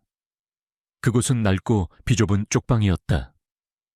그녀는 가방을 조심스럽게 내려놓고 그 안에 무엇이 들어있을지 궁금해 밤새 잠을 설쳤다. 다음 날 아침 그녀는 용기를 내어 가방을 열었다. 가방 안에는 낡은 옷가지들과 함께 희미하게 빛나는 작은 금속 상자 하나가 들어있었다. 상자의 표면은 낡고 녹슬어 있었지만 묘하게 정교해 보였다. 그리고 그 상자에서는 재민이 언급했던 위험한 냄새가 희미하게 풍겨져 나왔다. 은서는 상자를 열 방법을 찾기 시작했다. 그녀는 망치로 부수거나 쇠지렛대로 열어보려 했지만 상자는 꿈쩍도 하지 않았다. 상자의 표면에는 알 수 없는 문양과 함께 복잡한 숫자 배열이 새겨져 있었다. 은서는 직감적으로 이 상자가 단순한 금속 상자가 아니라 어떤 비밀스러운 장치라는 것을 깨달았다. 그녀는 상자에 대한 궁금증과 두려움을 동시에 느꼈다. 한편 이재민은 은서에게 가방을 건넨 후에도 그녀를 잊지 못했다. 그의 머릿속에는 은서의 창백한 얼굴과 강인한 눈빛이 맴돌았다. 그는 은서에게서 자신이 오랫동안 잊고 지냈던 순수함과 강인함을 보았다. 재민은 자신의 삶이 과거의 복수심으로 인해 너무나 메말라 있었다는 것을 깨달았다. 그는 은서의 존재가 자신에게 어떤 새로운 의미를 안겨줄 것이라고 직감했다. 재민은 겉으로는 여전히 떠돌이 이씨로 살아가고 있었다. 그는 낮에는 폐기물 더미를 뒤지고 밤에는 낡은 여관방에서 지냈다. 하지만 그의 진짜 정체는 아무도 알지 못했다. 그는 한때 대한민국 재계를 움직이던 거대한 기업의 CEO였다. 그의 이름은 신성그룹의 회장 이재민. 그는 믿었던 친구에게 배신당해 모든 것을 잃고 이처럼 떠돌이 생활을 하고 있었다. 그는 자신의 복수를 위해 이 모든 것을 계획하고 있었다. 재민은 은서의 주변을 맴돌며 그녀의 삶을 관찰했다. 그는 은서가 낮에는 식당에서 아르바이트를 하고 밤에는 폐기물 더미를 뒤졌을 만한 물건을 찾아 생계를 이어간다는 것을 알아냈다. 그녀는 항상 피곤해 보였지만 그녀의 얼굴에는 꺾이지 않는 의지가 담겨 있었다. 재민은 은서의 강인함과 순수함에 깊이 감동했다. 그는 은서가 자신이 오랫동안 잃고 지냈던 인간적인 온기와 희망을 가지고 있다는 것을 직감했다. 어느 날 은서는 우연히 재민이 폐기물 더미에서 주운 낡은 시계를 고치고 있는 것을 보았다. 재민의 손놀림은 섬세하고 능숙했다. 그는 시계 수리 전문가 같았다. 은서는 재민의 예상치 못한 능력에 놀랐지만 동시에 그에게서 알 수 없는 신뢰를 느꼈다. 그녀는 재민에게 자신이 가진 금속 상자를 보여주고 싶다는 충동을 느꼈다. 은서는 재민에게 다가가 자신이 발견한 금속 상자를 보여주었다. 아저씨, 혹시 이것 좀 고쳐주실 수 있나요? 제가 폐기물 더미에서 주웠는데 이게 잘 열리지 않아서요. 은서의 목소리는 조심스러웠다. 재민은 은서가 내민 금속 상자를 보고 깜짝 놀랐다. 그것은 자신이 잃어버렸던 비밀 금고였다. 그 안에는 자신의 모든 복수 계획과 관련된 중요 자료들이 담겨 있었다. 그는 은서가 이 상자를 찾아냈다는 사실에 경악했지만 이내 침착함을 되찾았다. 그는 상자의 표면에 새겨진 문양을 보았다. 그것은 신성그룹의 비밀 로고였다. 재민은 은서의 눈을 똑바로 응시했다. 이 상자를 어디서 찾았습니까? 그리고 이 상자 안에 무엇이 들어있다고 생각합니까? 그의 목소리는 차가웠지만 그 속에는 알 수 없는 긴장감이 담겨 있었다. 은서는 재민의 질문에 망설였다. 그녀는 그의 눈빛에서 알 수 없는 위협을 느꼈다. 하지만 그녀는 자신이 솔직하게 이야기해야 한다고 생각했다. 제가 폐기물 더미에서 주웠습니다. 이 안에 무엇이 들어있는지는 모르겠습니다. 하지만 아저씨의 말이 맞았습니다. 이 안에서 이상한 냄새가 납니다. 은서의 목소리는 떨렸지만 그 속에는 강한 결의가 담겨 있었다.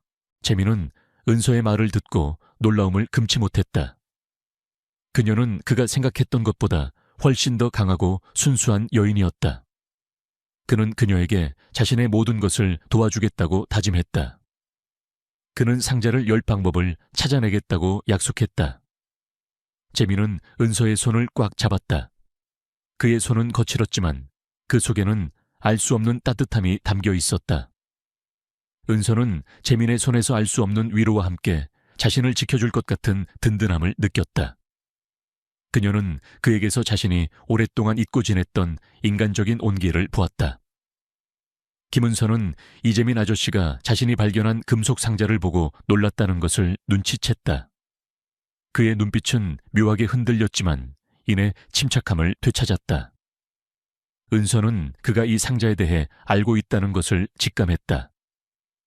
재민은 은서에게 상자를 어디서 찾았는지, 그리고 상자 안에 무엇이 들어있다고 생각하는지 물었다. 은서는 자신의 초라한 현실을 그에게 보여주고 싶지 않았지만 그의 눈빛에서 알 수 없는 진심을 읽었다. 그녀는 자신이 솔직하게 이야기해야 한다고 생각했다. 제가 폐기물 더미에서 주웠습니다. 이 안에 무엇이 들어있는지는 모르겠습니다. 하지만 아저씨의 말이 맞았습니다. 이 안에서 이상한 냄새가 납니다. 은서의 목소리는 떨렸지만 그 속에는 강한 결의가 담겨 있었다. 재민은 은서의 말을 듣고 놀라움을 금치 못했다. 그녀는 그가 생각했던 것보다 훨씬 더 강하고 순수한 여인이었다. 그는 그녀에게 자신의 모든 것을 도와주겠다고 다짐했다. 그는 상자를 열 방법을 찾아내겠다고 약속했다. 재민은 은서의 손을 꽉 잡았다. 그의 손은 거칠었지만 그 속에는 알 수 없는 따뜻함이 담겨 있었다. 은서는 재민의 손에서 알 수 없는 위로와 함께 자신을 지켜줄 것 같은 든든함을 느꼈다. 그녀는 그에게서 자신이 오랫동안 잊고 지냈던 인간적인 온기를 보았다. 재민은 은서의 앞에서 금속 상자를 열기 시작했다. 그는 상자의 표면에 새겨진 문양과 숫자 배열을 유심히 살폈다. 은서는 재민의 손놀림이 매우 섬세하고 능숙하다는 것을 발견했다. 그는 단순히 떠돌이 노숙자가 아니었다. 그는 상자를 여는 방법을 아는 듯했다. 재민은 상자의 특정 부분을 만지고 알 수 없는 숫자 배열을 입력했다. 딸깍 하는 소리와 함께 육중한 상자문이 조용히 열렸다. 상자 안에는 낡은 옷가지들과 함께 빛바랜 사진들, 그리고 오래된 편지 묶음이 들어있었다. 그리고 그 모든 것들 사이에 희미하게 빛나는 작은 USB 하나가 놓여 있었다. 은서는 사진과 편지들을 조심스럽게 꺼냈다. 사진 속에는 젊은 시절의 재민과 그의 가족, 그리고 그의 옆에 서 있는 한 여인이 활짝 웃고 있었다. 은서는 사진 속 여인의 얼굴을 보고 심장이 쿵 하고 떨어지는 듯했다. 그 여인은 바로 자신의 어머니였다. 이 사진은 제 어머니입니다. 이 아저씨는 누구시죠? 은서의 목소리는 떨렸다. 그녀의 눈은 재민을 향했다. 재민의 얼굴은 순식간에 굳어졌다. 그는 은서의 눈을 똑바로 응시했다. 그의 눈빛은 슬픔과 함께 알 수 없는 고뇌로 가득했다. 그는 은서가 자신의 딸이라는 사실을 직감했다. 그는 자신이 오랫동안 잃고 지냈던 딸을 이렇게 초라한 모습으로 만나게 되었다는 사실에 고통스러웠다. 재민은 은서에게 자신의 과거를 털어놓았다. 그는 자신이 신성그룹의 회장 이재민이며 은서의 아버지라는 사실을 고백했다. 그는 과거 믿었던 친구에게 배신당해 모든 것을 잃고 이처럼 떠돌이 생활을 하고 있었다고 말했다. 그는 자신의 복수를 위해 이 모든 것을 계획하고 있었다고 말했다. 은서는 재민의 고백에 충격을 금치 못했다. 자신의 아버지가 재벌 회장이었다니. 그리고 자신이 그토록 증오했던 계모 최수진과 그녀의 딸 최유리가 자신의 아버지의 재산을 노리고 자신을 학대했다는 사실에 분노했다. 은서는 자신의 삶을 비참하게 만든 모든 진실을 알게 되자 이를 갈았다. 재민은 은서의 손을 꽉 잡았다. 은서야, 아빠가 미안하다. 아빠가 너를 지켜주지 못했어. 하지만 이제 아빠는 너를 지킬 것이다. 아빠의 모든 것을 걸고 너를 지킬 것이다. 그리고 너의 어머니와 나를 배신한 모든 자들에게 대가를 치르게 할 것이다. 재민의 목소리는 떨렸지만 그 속에는 은서를 향한 깊은 사랑과 함께 강렬한 복수심이 담겨 있었다. 은서는 재민의 품에 안겨 흐느꼈다 시작했다. 그녀는 오랫동안 기다려왔던 아버지의 품에서 알 수 없는 안도감과 함께 따뜻함을 느꼈다. 그녀는 이제 혼자가 아니었다. 재민은 은서와 함께 자신의 복수 계획을 다시 세웠다. 그는 은서가 가진 지혜와 강인함이 자신에게 큰 도움이 될 것이라고 생각했다. 그는 금속 상자 안에서 발견된 USB를 꺼냈다. USB 안에는 신성그룹의 핵심 기술 자료와 함께 재민의 재산을 빼돌리고 그를 파멸시킨 진범 강태호에 대한 모든 증거들이 담겨 있었다.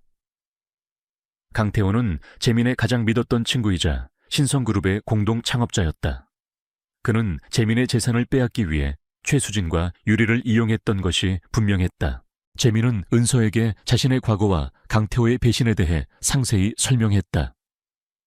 그는 강태호가 겉으로는 선량해 보였지만 그의 내면은 탐욕과 잔혹함으로 가득 차 있었다고 말했다. 그는 강태호가 자신의 야망을 위해서는 어떤 죄악도 서슴지 않는 인물이라고 말했다. 은서는 재민의 이야기를 듣고 분노했다. 그녀는 자신의 부모님을 죽게 만든 사기꾼들이 강태호와 최수진 유리라는 것을 알게 되었다. 그녀의 마음속에서 맹렬한 복수심이 타올랐다. 김은서는 이재민 아저씨가 자신의 아버지이자 신성그룹의 회장이었다는 충격적인 진실에 혼란스러웠지만 동시에 오랫동안 그리워했던 아버지의 품에서 알 수 없는 안도감과 함께 따뜻함을 느꼈다. 재민은 은서에게 자신의 과거와 강태호의 배신에 대해 상세히 설명했다. 그는 강태호가 겉으로는 선량해 보였지만 그의 내면은 탐욕과 잔혹함으로 가득 차 있었다고 말했다. 그는 강태호가 자신의 야망을 위해서는 어떤 죄악도 서슴지 않는 인물이라고 말했다. 은서는 재민의 이야기를 듣고 분노했다. 그녀는 자신의 부모님을 죽게 만든 사기꾼들이 강태호와 계모 최수진, 그리고 이복동생 최유리라는 것을 알게 되었다. 그녀의 마음속에서 맹렬한 복수심이 타올랐다. 재민은 은서에게 자신의 복수 계획을 이야기했다. 그는 은서가 가진 지혜와 강인함이 자신에게 큰 도움이 될 것이라고 생각했다. 그는 금속 상자 안에서 발견된 USB를 꺼냈다. USB 안에는 신성그룹의 핵심 기술 자료와 함께 강태호가 재민의 재산을 빼돌리고 그를 파멸시킨 모든 증거들이 담겨 있었다. 강태호는 재민의 가장 믿었던 친구이자 신성그룹의 공동 창업자였다. 그는 재민의 재산을 빼앗기 위해 최수진과 유리를 이용했던 것이 분명했다. 한편 계모 최수진과 최유리는 은서가 갑자기 사라지자 불안감을 느꼈다. 그들은 은서가 재민에게 팔려갔다는 사실을 알지 못했다. 그들은 은서가 자신들의 비리를 폭로할까봐 두려워했다. 최수진은 유리를 시켜 은서의 행방을 추적하도록 했다. 강태호는 재민이 살아있다는 사실과 은서가 그를 만나 자신의 비밀 금고를 찾아냈다는 것을 알게 되자 경악했다. 그는 자신의 모든 계획이 수포로 돌아갈 위기에 처하자 광분했다. 그는 재민과 은서를 영구적으로 처리하기 위한 계획을 서두르기 시작했다. 그는 자신의 최측근인 변호사 박준영을 통해 재민과 은서의 약점을 찾기 시작했다. 박준영은 강태호의 모든 불법적인 일을 처리하는 데 능숙한 인물이었다. 강태호는 언론에 재민에 대한 허위 사실을 유포하고 신성그룹의 주가를 조작하여 재민을 몰아내려 했다. 그는 재민이 재산을 탕진하고 도박에 빠져 모든 것을 잃은 파산자라고 주장하며 그의 명예를 실추시키려 했다. 또한 그는 은서를 비난하며 그녀가 재민의 재산을 노린 사기꾼이라고 주장했다. 그의 목표는 재민과 은서를 사회적으로 매장시키고 신성그룹의 회장 자리를 자신이 차지하는 것이었다. 재민은 강태호의 비열한 공격에 맞섰다. 그는 밤낮 없이 강태호의 거짓말을 반박하고 신성그룹의 주가를 방어했다. 은서는 재민의 옆에서 그를 도왔다. 그녀는 자신의 뛰어난 분석력과 통찰력을 이용하여 강태호의 숨겨진 비리를 찾아냈다. 그녀는 강태호가 유령 회사를 설립하여 신성그룹의 자산을 빼돌리고 불법적인 거래를 통해 비자금을 조성하고 있다는 것을 알아냈다. 은서는 재민의 과거를 치유하고 그에게 잃었던 사랑과 행복을 되찾아주기 위해 노력했다. 그녀는 재민의 옆에서 그의 조력자가 되어 모든 계획을 지원했다. 그녀는 자신의 지식과 지혜로 재민을 도왔고 재민은 그녀의 능력에 감탄했다. 그들의 관계는 단순한 상사와 직원의 관계를 넘어 서로의 상처를 보듬고 치유하는 아버지와 딸의 관계로 발전하고 있었다. 강태호는 재민과 은서의 끈질긴 추적에 점점 더 초조해했다. 그는 자신의 비밀이 드러날 것을 두려워했다. 그는 재민과 은서를 영구적으로 처리하기 위한 계획을 서두르기 시작했다. 그는 자신의 마지막 공격을 준비하고 있었다. 강태호는 최수진과 유리를 이용하여 은서를 협박하려 했다. 그는 은서의 과거를 들춰내고 그녀가 부모님의 죽음과 관련된 비밀을 숨기고 있다고 주장하며 그녀의 명예를 훼손하려 했다. 은서는 강태호의 움직임을 눈치챘다. 그녀는 시간이 없다는 것을 알았다. 강태호가 모든 것을 파괴하기 전에 모든 진실을 밝혀내야 했다. 그녀는 재민과 함께 강태호의 마지막 움직임을 예측하고 그를 함정에 빠뜨릴 역공을 계획하기 시작했다. 이 싸움은 그녀의 목숨과 아버지의 미래, 그리고 정의가 걸린 마지막 대결이 될 터였다. 김은서는 이재민 회장과 함께 강태호의 마지막 공격에 대비했다. 그들은 강태호가 모든 것을 파괴하기 전에 그의 모든 죄를 밝혀내고 그를 심판대에 세워야 했다. 재민은 은서의 곁에서 그녀를 도왔다. 그녀는 자신의 능력을 이용하여 강태호와 그의 변호사 박준영의 숨겨진 감정과 거짓말을 간파하며 재민에게 중요한 단서들을 제공했다. 강태호는 재민과 은서의 끈질긴 추적에 점점 더 초조해했다. 그는 자신의 비밀이 드러날 것을 두려워했다. 강태호는 재민과 은서를 영구적으로 처리하기 위한 마지막 계획을 서두르기 시작했다. 그는 신성그룹의 핵심 기술을 파괴하고 재민과 은서를 사회적으로 매장시키려 했다. 김은서 내년은 고아 주제에 감히 내 영역을 침범하다니. 내 놈의 능력은 이제 나의 것이 될 것이다. 그리고 이재민 내 놈은 내가 가진 모든 것을 잃게 될 것이다. 강태호는 광기 어린 목소리로 외치며 자신의 최측근인 변호사 박준영에게 재민과 은서를 제거하라고 지시했다. 박준영은 강태호의 지시를 받고 신성그룹의 핵심 서버에 대규모 악성 코드를 심었다. 악성 코드는 신성그룹의 모든 시스템을 마비시키고 모든 데이터를 파괴할 예정이었다. 동시에 박준영은 언론의 재민과 은서에 대한 허위 사실을 유포하고 그들이 블랙홀이라는 악명 높은 해커 조직의 잔당이라는 거짓 증언을 퍼뜨렸다. 은서는 박준영의 움직임을 눈치챘다. 그녀는 신성그룹의 보안 시스템에 심어진 악성 코드를 감지했다. 그녀는 시간이 없다는 것을 알았다. 악성 코드가 완전히 실행되기 전에 그것을 막아야 했다. 은서는 재민에게 이 모든 사실을 알렸다. 아빠 박준영 변호사가 신성그룹의 시스템에 대규모 악성 코드를 심었어요. 이대로 두면 우리 회사는 파멸할 거예요. 그리고 저와 아빠를 블랙홀의 잔당으로 몰아가려 해요. 은서의 목소리는 떨렸지만 그 속에는 강한 결의가 담겨 있었다. 재민은 은서의 말에 분노했다. 그는 강태호와 박준영의 비열함에 치를 떨었다. 그는 은서의 손을 꽉 잡았다. 은서야, 너의 능력을 믿는다. 우리가 함께 그들을 막을 수 있다. 우리는 신성그룹을 지키고 그들의 죄를 세상에 밝혀낼 것이다. 재민의 눈빛은 은서를 향한 깊은 신뢰와 함께 정의를 향한 강렬한 의지로 불타올랐다. 재민과 은서는 신성그룹의 핵심 서버실로 향했다. 서버실은 최첨단 보안 시스템으로 보호되어 있었지만 이미 악성 코드의 영향으로 시스템이 불안정하게 깜빡이고 있었다. 은서는 서버에 직접 연결하여 악성 코드를 제거하고 방어벽을 재구축하기 시작했다. 그녀의 손가락은 키보드 위를 맹렬하게 움직였고 화면에는 복잡한 코드들이 빠르게 스크롤되었다. 하지만 그들의 행동은 박준영에게 포착되었다. 박준영은 자신의 사병들을 이끌고 서버실로 들이닥쳤다. 감히 내 계획을 방해하다니 너희 모두 여기서 죽게 될 것이다. 박준영의 목소리는 분노로 가득했다. 그는 재민과 은서에게 총을 겨눴다. 재민은 은서를 보호하며 박준영의 사병들과 맞섰다. 그는 과거의 트라우마를 극복하고 자신의 모든 힘을 다해 싸웠다. 그는 사병들의 공격을 피하고 방역했지만 그들의 숫자는 너무 많았다.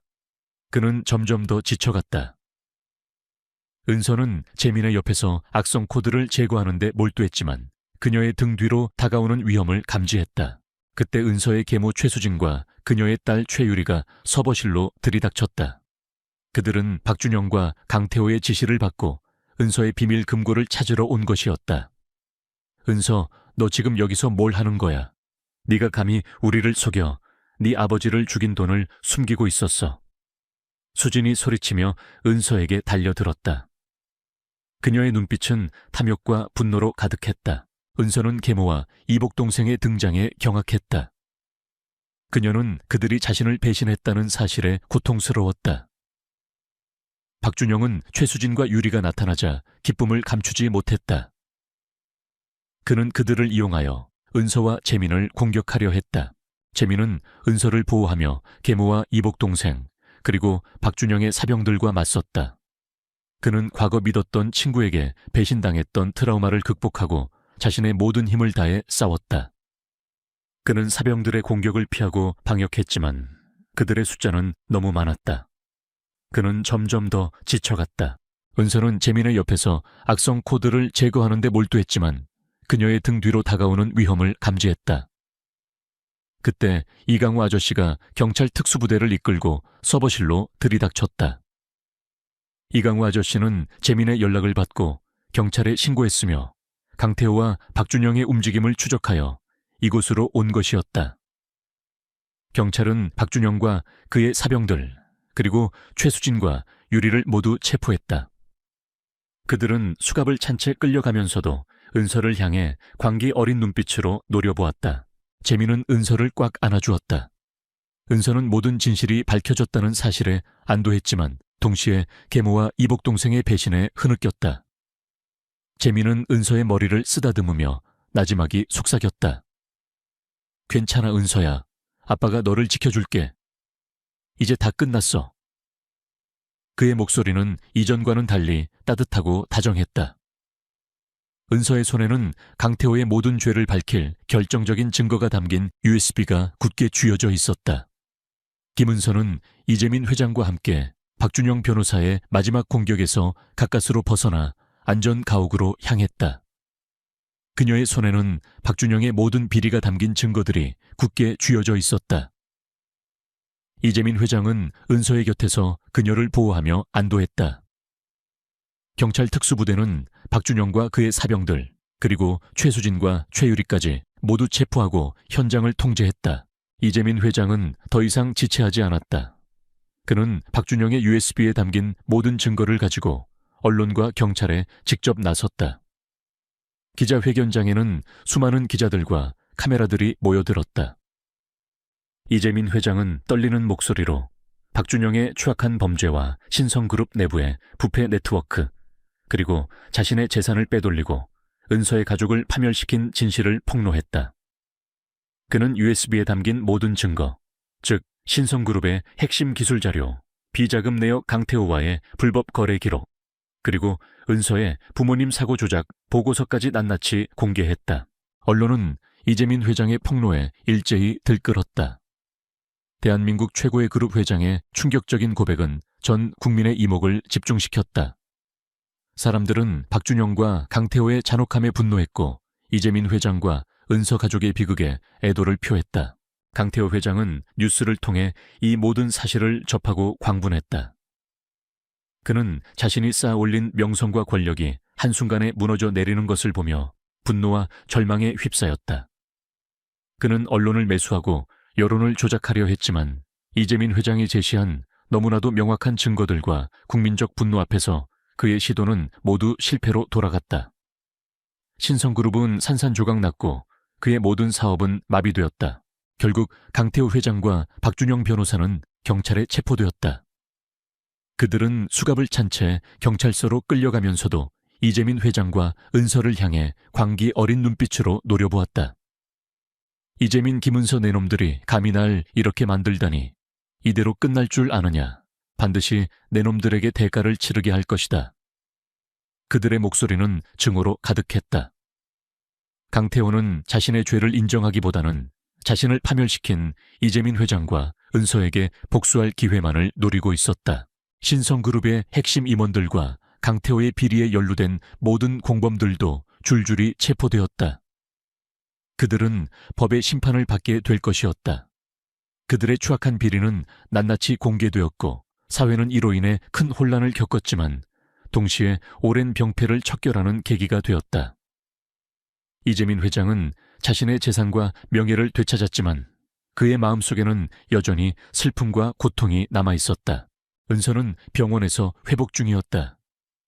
그녀는 자신의 부모님의 죽음이 밝혀진 것에 안도했지만 동시에 계모 최수진과 이복동생 최유리의 배신에 고통스러워했다. 그녀는 김영철 아저씨의 죽음을 슬퍼했지만 그의 희생이 헛되지 않도록 자신이 시작한 일을 끝까지 책임져야 한다고 생각했다. 은서는 김영철 아저씨의 죽음이 신성그룹의 보안 시스템을 더욱 강화하고 사회의 어두운 면을 밝히는 데 사용되어야 한다고 다짐했다.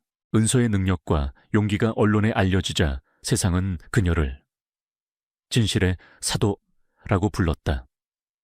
사람들은 은서의 능력이 어떻게 이재민 회장을 돕고 강태호의 비리를 밝혀냈는지에 대해 놀라움을 금치 못했다. 은서는 자신의 능력이 선한 목적으로 사용될 수 있다는 것을 깨달았다. 그녀는 이재민 회장과 함께 세상을 더 나은 곳으로 만들겠다고 다짐했다. 하지만 강태호의 복수심은 사라지지 않았다. 그는 구치소에 수감된 상태에서도 이재민 회장과 은서를 향한 증오를 불태웠다. 그는 자신의 마지막 남은 추종자들을 이용해 이재민 회장과 은서에게 최종 공격을 가할 준비를 하고 있었다.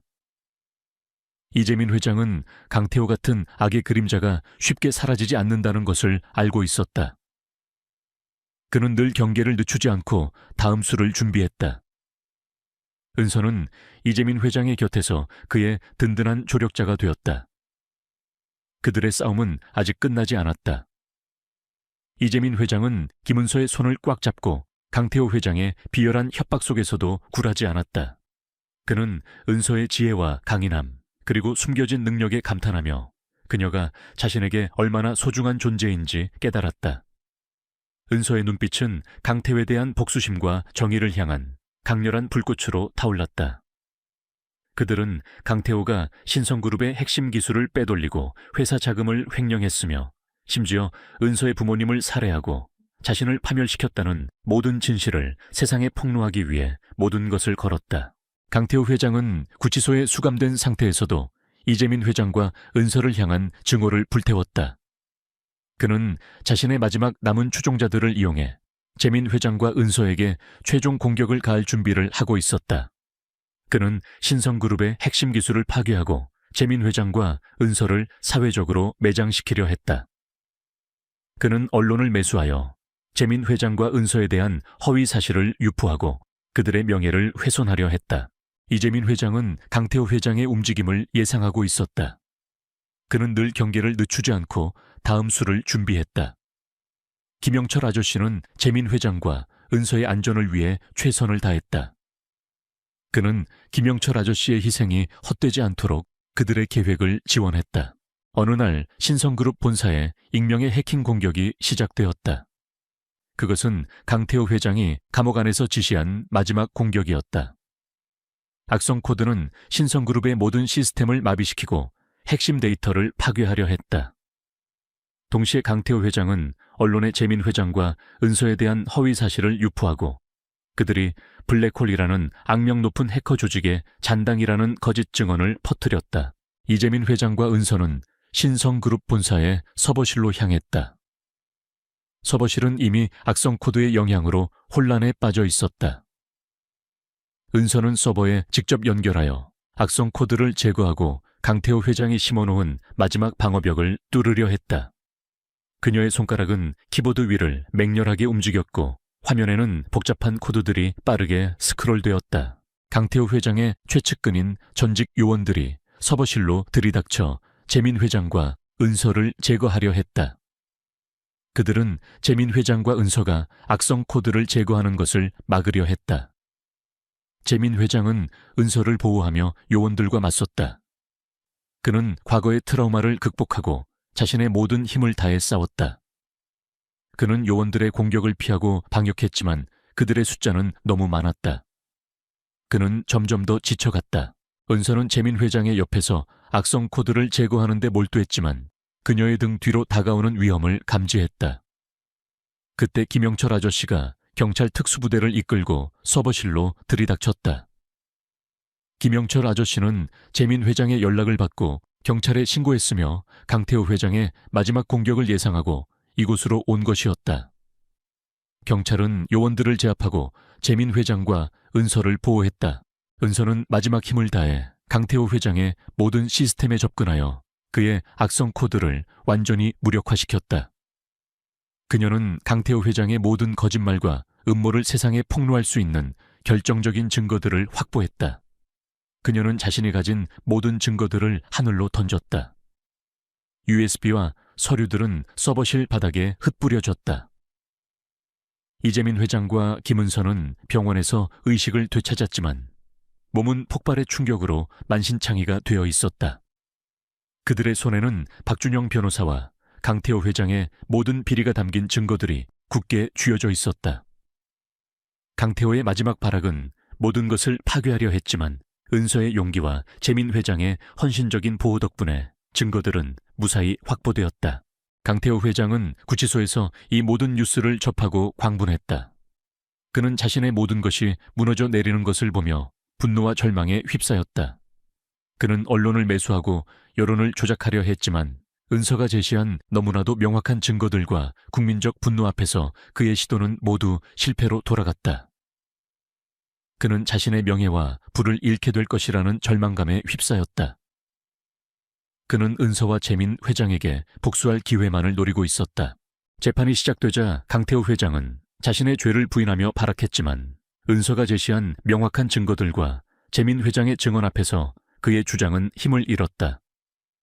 특히 신성그룹의 시스템에 심어진 악성 코드, 비자금 내역, 그리고 은서의 부모님 사고 조작 보고서까지 낱낱이 공개되자 법정은 충격에 휩싸였다. 이재민 회장은 법정의 증인으로 출석하여 자신의 눈으로 목격한 모든 것을 증언했다. 그는 박준영 변호사가 어떻게 강태호 회장의 하수인으로 신성그룹의 비자금을 조성했는지, 그리고 자신이 어떻게 이 모든 진실을 쫓아왔는지 설명했다.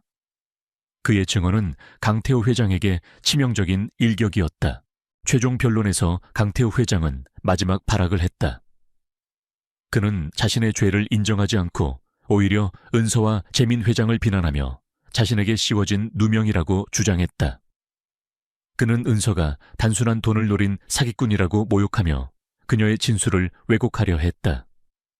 그는 자신의 권력과 돈이 모든 것을 해결해 줄 것이라고 믿었다. 하지만 은서는 강태호 회장의 비열한 거짓말에 흔들리지 않았다. 그녀는 법정에서 최후 진술을 했다. 강태호 회장님, 당신은 당신의 탐욕 때문에 수많은 사람들의 삶을 짓밟았습니다. 당신은 당신의 죄를 은폐하기 위해 거짓말을 일삼았습니다. 당신은 인간이 아닙니다. 당신은 모든 생명을 도구로 이용하는 악마입니다. 하지만 진실은 결코 숨겨지지 않습니다. 당신의 죄는 오늘 이 자리에서 심판받을 것입니다. 은서의 목소리는 작았지만 그 속에는 정의를 향한 강렬한 불꽃이 타오르고 있었다. 그녀의 눈빛은 강태호 회장을 향한 흔들림 없는 분노로 가득했다. 강태호 회장은 결국 모든 혐의에 대해 유죄를 선고받고 가장 무거운 형벌에 처해졌다. 그의 거대한 신성그룹은 산산조각 났고 그의 이름은 역사의 악의 상징으로 기록되었다. 정의가 마침내 완벽하게 실현된 순간이었다. 박준영 변호사 또한 그의 죄에 합당한 처벌을 받았다.